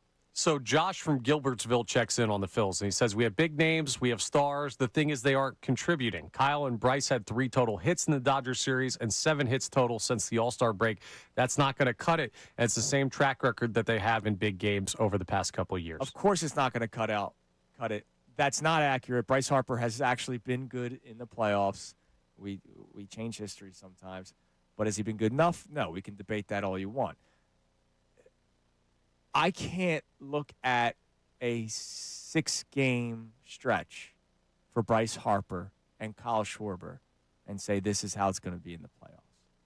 Just like I can't say in a 6-game stretch where Kyle Schwarber hits 5 home runs and Bryce Harper is on base twice a game, I can't say this is how it's going to be in the playoffs. or if Trey Turner gets on a hot streak, you can't necessarily correlate that with postseason success either. Exactly. You know, there were people that were offended by our topic last week about the disappointing contract because then he had a couple of good games and then he had a couple of not so good games. And now what? Now you're quiet.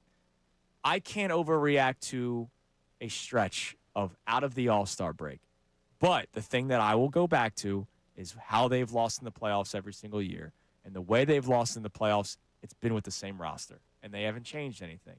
And for people to think that it's going to change, like all of a sudden they're going to run the bases better. All of a sudden Trey Turner's going to make the right throw. Like I brought it up earlier this morning, Andrew, when Dave Dombrowski and John Middleton later on both parroted the same thing of, you know, if Trey Turner's throw was on the other side of the plate, we get that out, we might win that game. I can also point out that Trey Turner's not good at shortstop. Right. Like he's actually a defensive liability. So for you to say, well, as long as if he makes the throw the next time, okay, but he might not make the throw the next time. When you talk about, man, if Christopher Sanchez's pitch was called a strike, we would have won that baseball game. Are you sure about that?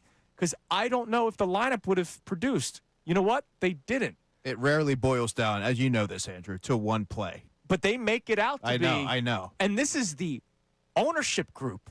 This is the guy that's making roster decisions. And that's why I have been talking about Dave Dombrowski living on his resume the last 3 years, because a fan should say that. A fan should say, man, we were so close, we'll go get him next year. A president of operations for a team should say, all right, why didn't we beat them? Here's how we can make it better.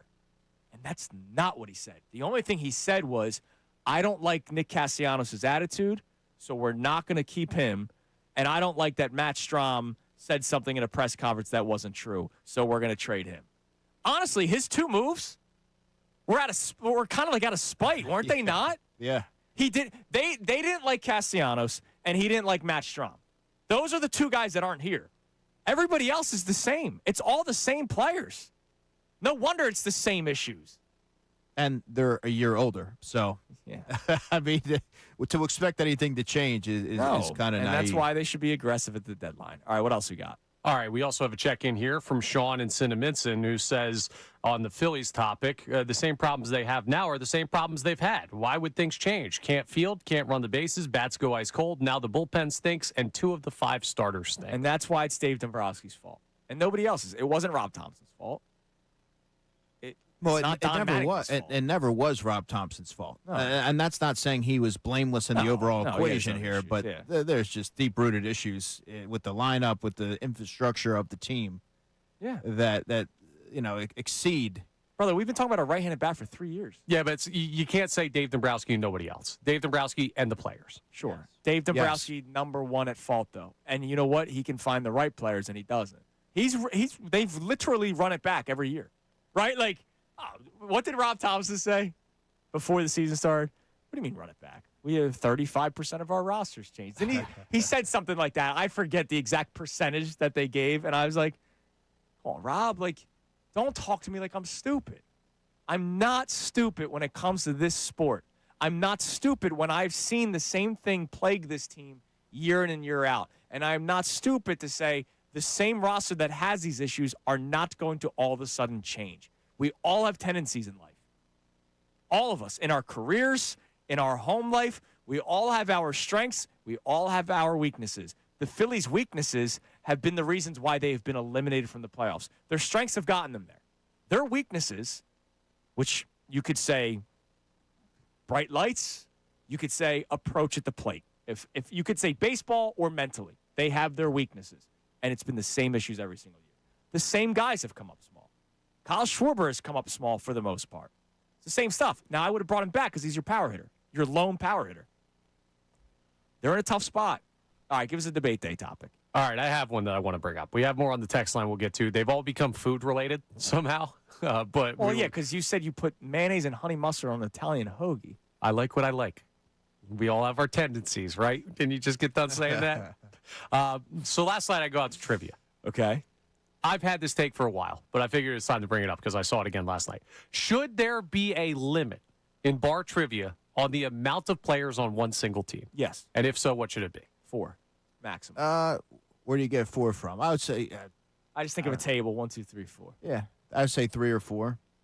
The only reason I'd go to 5 is Family Feud. That's 5, right? maybe. Yeah, I think so. So I'll go Family Feud. All right. It's just I'll like agree with you, 4, I 5. feel like caters too much to couples as the forever single guy in my friend group. Like, hey, listen, it feels like you're making a bit of a double date thing. There are tables with like 20 people, and Yeah, they're going nuts when they win. It's Yeah, like, you can't congrats, do that. And you're losers. like the Dodgers of trivia. You're just like, Yeah, all right. someone at that table is going to have the answer. Yeah. More yeah, often than not. Yeah, you're right. No, there should be a limit. I would say maximum 5. I'll hear 6. Can I get 6? I'll hear 6. Do I hear 6? 6 going once. Because that's 2 couples and then maybe the date. Maybe hey, we have a friend we want you to meet. We'll bring you out to The trivia. spare part. 'Cause Yeah, trivia night's I would say that's a good date. I've been out of the dating game for a long time. Yeah, it's a good one. It's a good date. So Yeah. I'll go 6 maximum, no debate anymore. Yeah, see, I think 6 is too strong. 5 is the max. 5 is the max. 6 is too aggressive. But then you can't invite the one couple. They Well, got that's to be on a team of their own. Yeah, then be on a team of your own. It's a competition. Yeah, you're on the phone a friend. It's just if you show up, you think you're cool because you have all these friends and you could go to the bar and you can withdraw. You're a loser if you play with more than 5 people. Wow, loser. No, you are. You're a loser. You are. My You God, take this a little too that's seriously. a little too harsh, man. No, it's a competition. There are prizes on the line. It pisses me off. Well, you know what? No, they're actually the winners if they're winning. No, you see, win, but at what cost? You're a loser. All right, what else we got? What's another debate day topic, Mr. Hoagie? All right, so this texter checks in. Static from Chester says, debate day. I've been debating my friends about Star Wars being an overrated franchise. It is. It's absolutely not. It is. It's dude, I don't know. I haven't watched Star Wars in the longest time. I watched the original movie recently with Coop because there's a cartoon version that he liked, and I was like, why don't we watch the real version? That's the last. And before that, I can't tell you how long it's been. But it's kind of like my Avengers take. If you're in it, if you are a fan of it, you probably love it. Is Harry Potter overrated? I imagine somebody that doesn't like Harry Potter would think so. Yeah. I like it. I think it's rated properly because I love it. It's whatever you like. But is Star Wars the greatest cinema ever? Probably not. No, but it's one of the greatest world creations of all time. Yeah, and look, if you go to amusement parks, there's literally Star Wars sections. So it's probably properly rated. Do I think all the spin-offs need to stop for all of these worlds? I do. I don't need the side stories as much. I already know the story. Yeah, that's a money grab for a lot of stuff. Yeah, here's the story on how they got the Death Star plans. It's well, I already know that they have the plans. Why do I need the? I don't even know what you're talking about. That was one of the spin-off movies. I'm still trying to figure out what C-3PO is. But yeah, I mean, look, I saw the first one, and then I saw episode 1 in the theater, and I think I fell asleep in the theater. So yeah, I don't have a firm grasp on the series, but it's just maybe not my wheelhouse. So Yeah. I'm a little biased there. But it's earned its right to be talked about the way that it is. I think it's earned it to be looked at as a mecca of I a agree. world. I'll defend Star Wars. I'll be that guy. All right, coming up next. Chewbacca. Well, Chewbacca's the goat. Yeah, come on. Don't you come in here with anti-Chewbacca. Jar Jar Binks. Oh, yeah, dude. Come on, Jabba man. the Hutt. That's just foolish. Good work. All right, coming up next. Dylan's out there. He's ready to jump you. I saw something so awesome this morning. We're in the summer, right? So we're in the summer of football content. Not everybody's breaking down 53-man rosters the way Andrew DeCecco is. I saw something that I think we can all love. It's a football summer-related content piece. We can all be losers together on this one. It's Kincade and Salciunas, 97.5 The Fanatic. Now on 97.5 The Fanatic Sports Update. Phillies dropped the series with the Dodgers. I'm Connor Thomas. This update is brought to you by Wawa. Hoagie Fest is back. Get a shorty hoagie, chips, and a drink for $6. Make it a classic for $8. Gotta have a Wawa. The Phillies dropped the series to the Dodgers. 9-5 loss yesterday. Aaron Nola went 5 1/3 innings, allowing 7 hits, 5 earned in his start. Alec Boehm and Brian De La Cruz did go yard in the game, so the offense had something going for the Phils. But Nola talked afterwards about needing to go deeper into his starts. It's definitely frustrating. I feel like when I do go 6 or 7 innings, it gives a team a better chance to win. I put them in a better spot and put the bullpen in a better spot. Haven't really done that too much this year, and then just got to be better at trying to keep it on the ground. Phils have an off day today. They will start a series with the Yankees at the bank tomorrow night. The Eagles, their off time is about to come to an end. They've got training camp starting next week. Jalen Hurts comes in at number 56 overall in the NFL's top 100 players list for 2026. That was announced yesterday. Still no decision from LeBron James as the wait continues to see where he will play next. The Sixers, among other teams, are watching that closely. And the Union took down the New York Red Bull 3-1 in their first game back from the World Cup break last night. This update is also brought to you by the Makem Group. Visit MakemGroup.com. The Makem Group supports contractors with one of the largest PVF inventories from pipe, valve, and fittings to trusted brands. Count on the Makem Group to help you stay on schedule. Visit MakemGroup.com today. I'm Connor Thomas on the home of the Sixers, Flyers, and Union, 97.5 The Fanatic and the Fanatic app.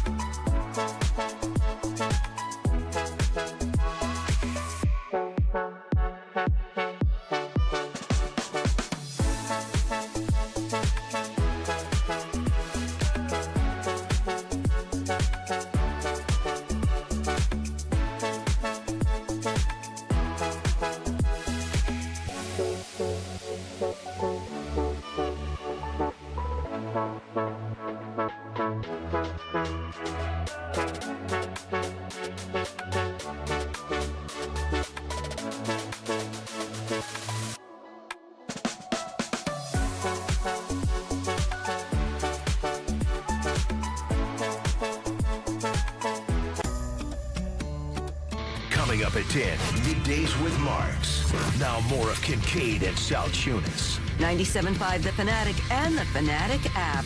The final hour of Kincade and Salciunas is presented to you by The Bagster. It's a dumpster in a bag. You can get yours today at Home Depot and Lowe's. You need details? Go to Bagster.com. All right, it's 9:30 here on Kincade and Salciunas, 97.5 The Fanatic. Giant of the K on vacation. We'll be back next week for his final week on the show. Andrew DeCecco in studio with me today, as he always is on Thursdays.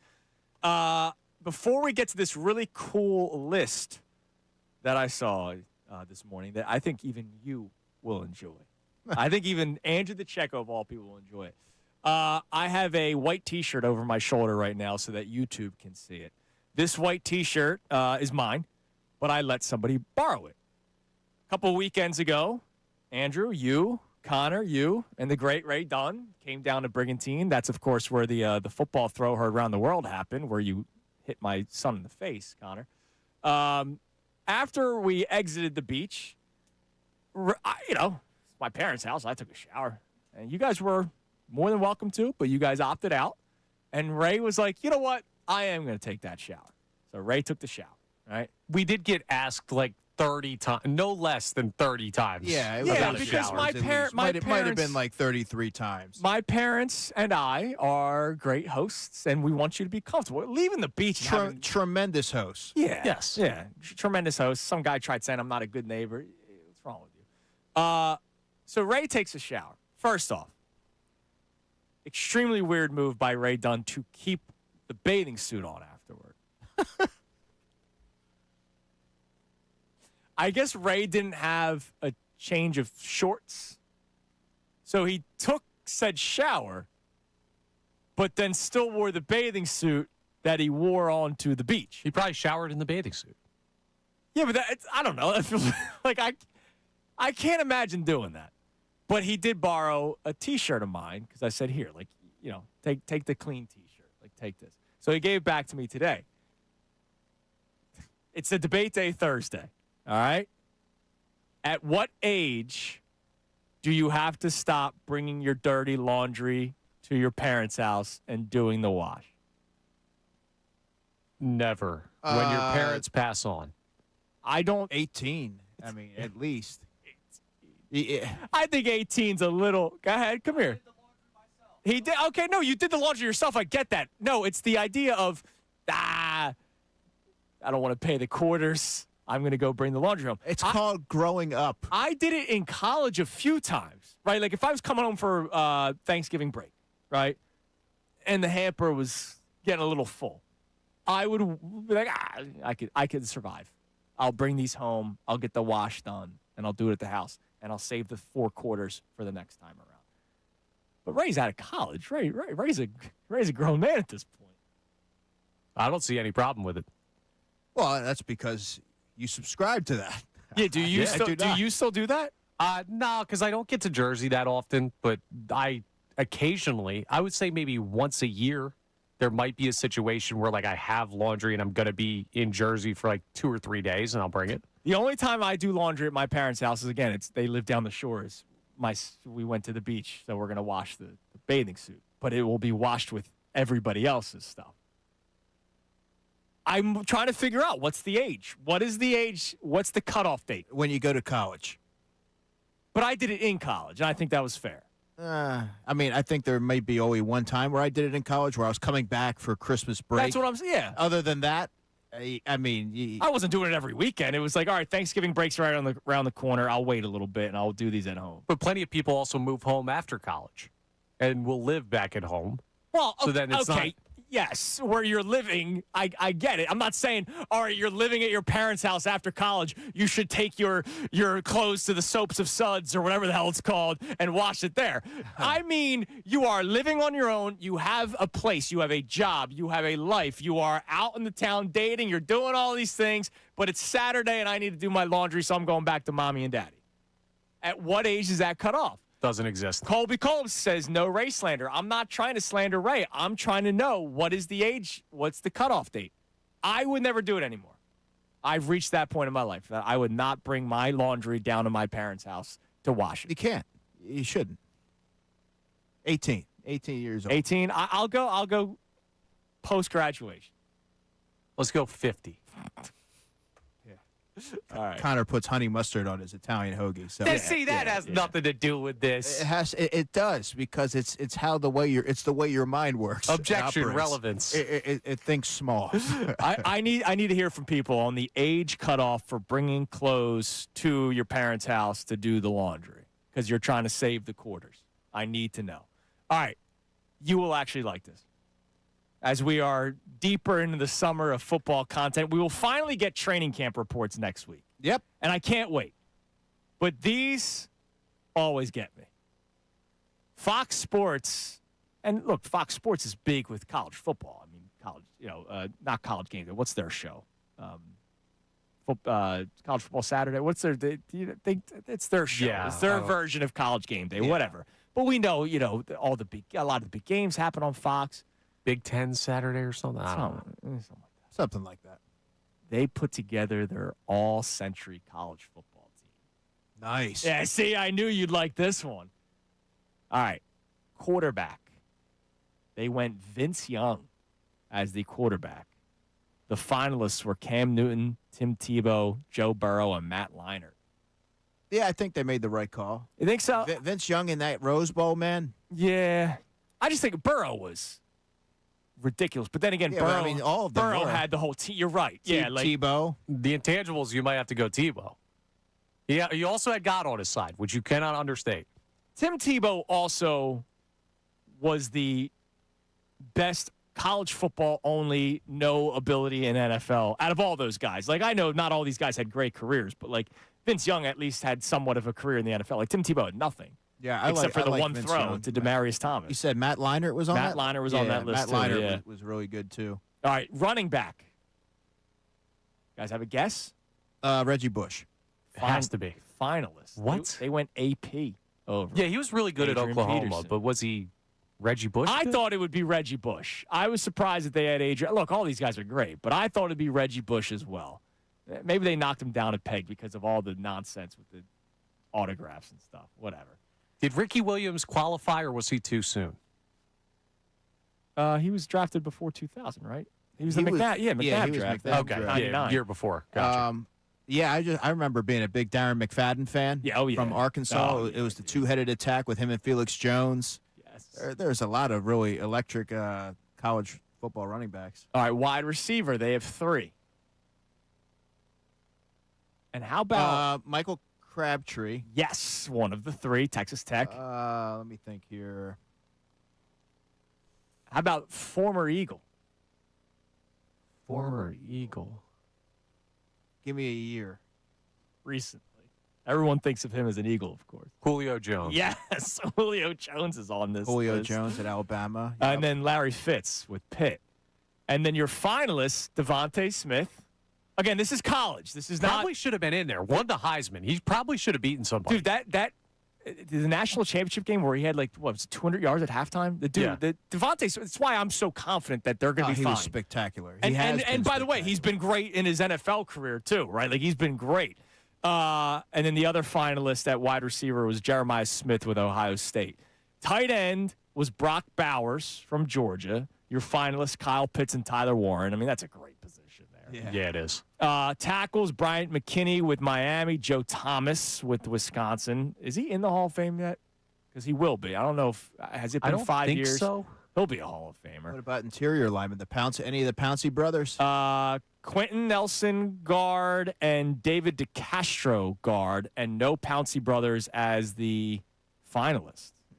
But how about Castro, a very underrated player. yes, at center Barrett Jones, Tyler Linderbaum, and Landon Dickerson? Because remember he was a center in college. And then they go so deep into it, like they have like the flex player, dude. Percy Harvin in college. Was so much fun to watch, and one of the other finalists was Tavon Austin. He was him and Geno Smith in West Virginia was so much fun to watch. And then it is what it is in the pros. Yeah, and remember Noel Devine? Yes. Yeah, Yes. the highlight tape. Yes. Yeah, that was back then when they had Rich Rodriguez as the coach. Yeah. And then defense, the edge, Terrell Suggs and Will Anderson. Will Anderson's Well, yeah, he's outstanding. Your tackles, this is scary, dude. Ndamukong Suh and Aaron Donald. Jesus Christ. College football is so much fun because these guys were studs before they even played in the NFL. And you think about, imagine you're 18 years old and Ndamukong Suh's lining up across from you. Shout out Pitt, by the way. Couple of guys. Yeah, you're right. Linebackers Luke Kuechly and Micah Parsons. Of course, the Micah Parsons with Penn State. Your corners, Patrick Peterson. I love him. And Pat Surtain, a stud. And then how about the second Honey Badger mention of the day? Wow. Tyrann Mathieu, a defensive back on here. And then at safety, Ed Reed and Troy Polamalu. Straight. Pretty good team. Yeah. They omitted my guy, Joe Hayden. I was a big Joe Hayden guy as well. Well, Joe Hayden wasn't even a finalist because you also have Sean Taylor, Roy Williams, and Eric Berry. Well, no. Joe Hayden's a corner. Cornerback. Let me see. Corner. No, he did not make it. Terrence Newman, Jalen Ramsey, and Morris Claiborne were your. Morris Claiborne, Ohio State, right? Yes. Dude, Oklahoma. We're Oklahoma, I think. LSU. Morris Claiborne. He didn't work out. I know that. No. All right. What do we got on? Give us a debate day. Another debate day that's not Ray Dunn and his laundry. All right. This texter checks in. Weird one from Todd in Virginia. But this must be some argument he's having. Does cheese pizza count as a vegetarian option? Cheese? Cheese pizza. Oh, Yeah. cheese pizza? I don't see why it wouldn't be. Yeah.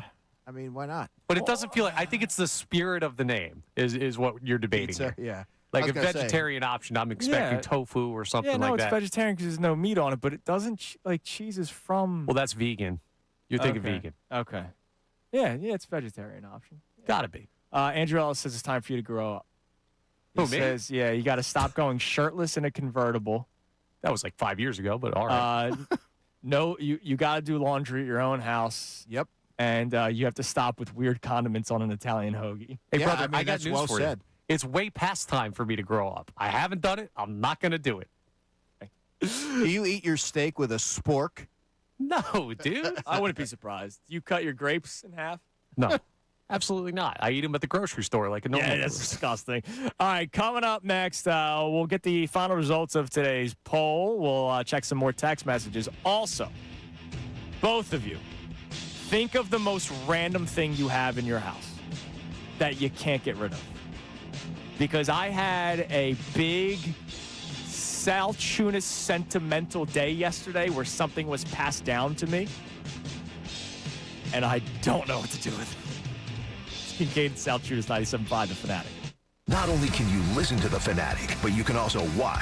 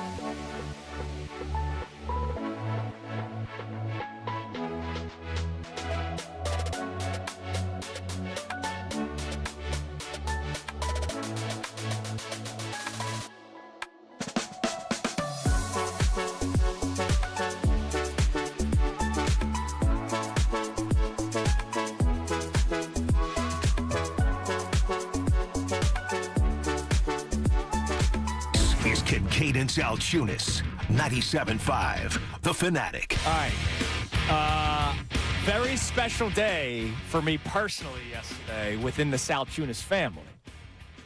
You know, as people get older, sometimes things get passed down to you. And so yesterday, I had to go down to Brigantine to pick up my dog. My dog was at my in-laws' house, and I picked her up because we didn't bring her up to Connecticut. And so they live in the same town as my parents, so I drove over to say hi to my dad. And he knew that I was coming over to say hi. So when I walked into the house, there was a gigantic briefcase sitting in the hallway. And I knew what it was. And he goes, "It's yours." I'm right, like, you want it, it's yours. And I wanted it. I've wanted it for years. But I don't know 1% of how to play an accordion. But I got the accordion. This accordion came from Lithuania. That's sick. Yeah, it's my great uncle, so his uncle's accordion. When my great uncle came here, he brought it with him as one of the very few goods that he brought to the States. Like, it was so important to him that this dude escaping Lithuania during World War II lugged this big ass accordion, dude. It smells like old. Like, I opened the briefcase up when we got home, and my house wretched. Like, I need to do something cleaning this thing up because it's been sitting in a briefcase for, I don't know, 70 years. Better be careful. Your neighbors are going to complain. Yeah, exactly. Yeah. Like, this thing's been, my great uncle passed when my parents first got married. That's 40 years ago. I can't imagine my dad's played it at all. So we're talking about this thing's been sitting there for 40 years. It stinks. But I've wanted it because that is a cool Salciunas family thing. But what do I do with it now? It's huge. It's not something that I can display. Well, you can get a glass case, no? For an accordion? I don't know yeah, I'm sure you could. They have one that fits.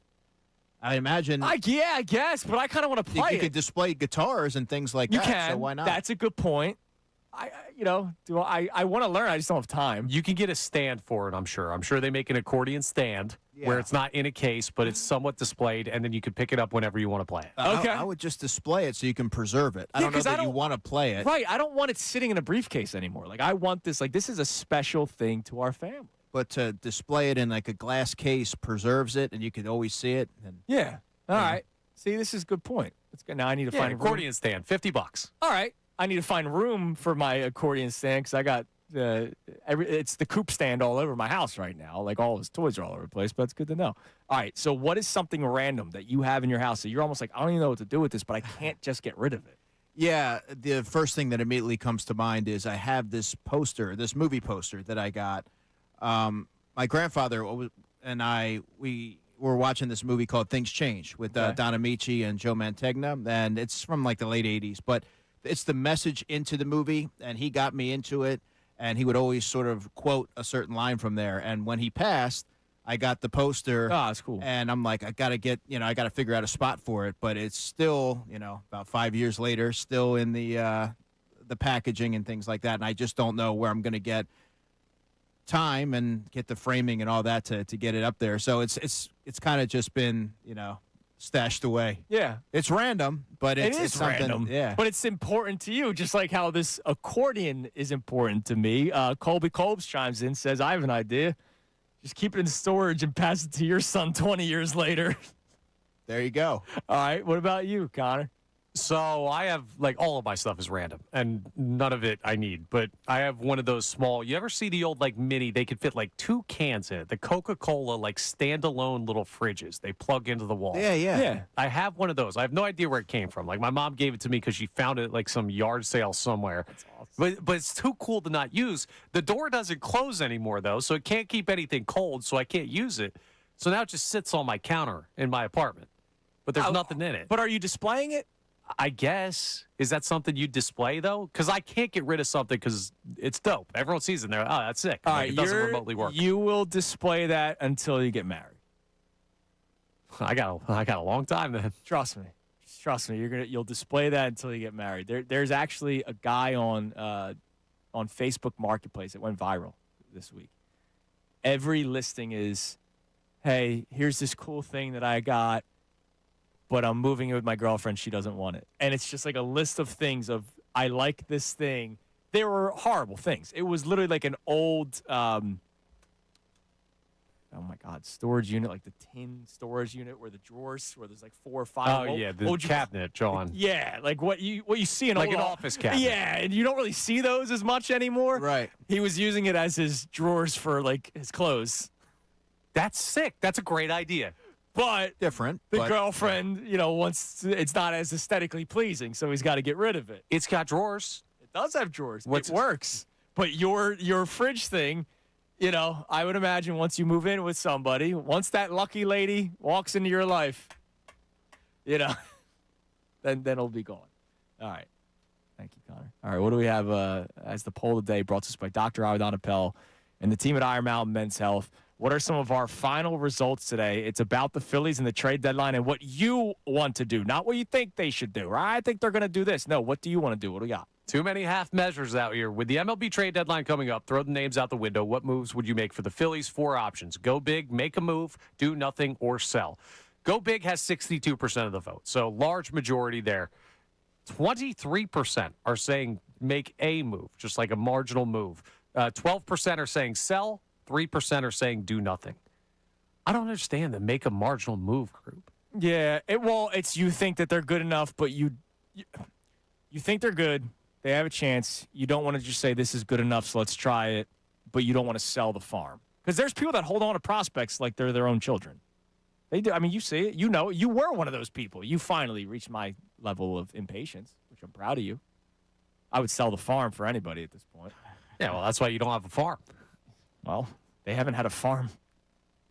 How long? Can't have a farm if you sell the farm. When's the last time the Phillies had a farm system?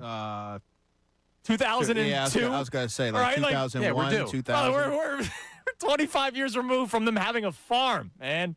That tornado ripped through their farm, and nothing's come back since. Got Dust Bowl.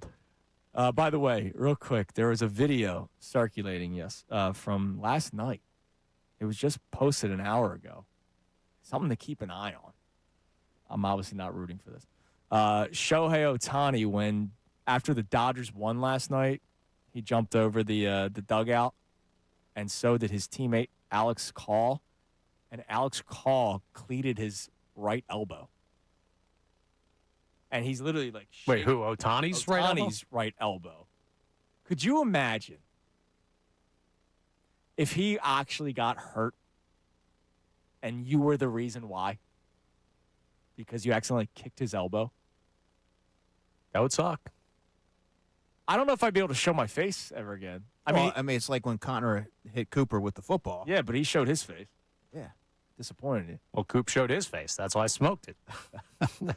Oh, my God. I've been working out. I'm huge. You better watch yourself over there. All right, everybody have a great rest of your day. Andrew, thank you as always. Thanks for coming in an hour earlier. I appreciate you.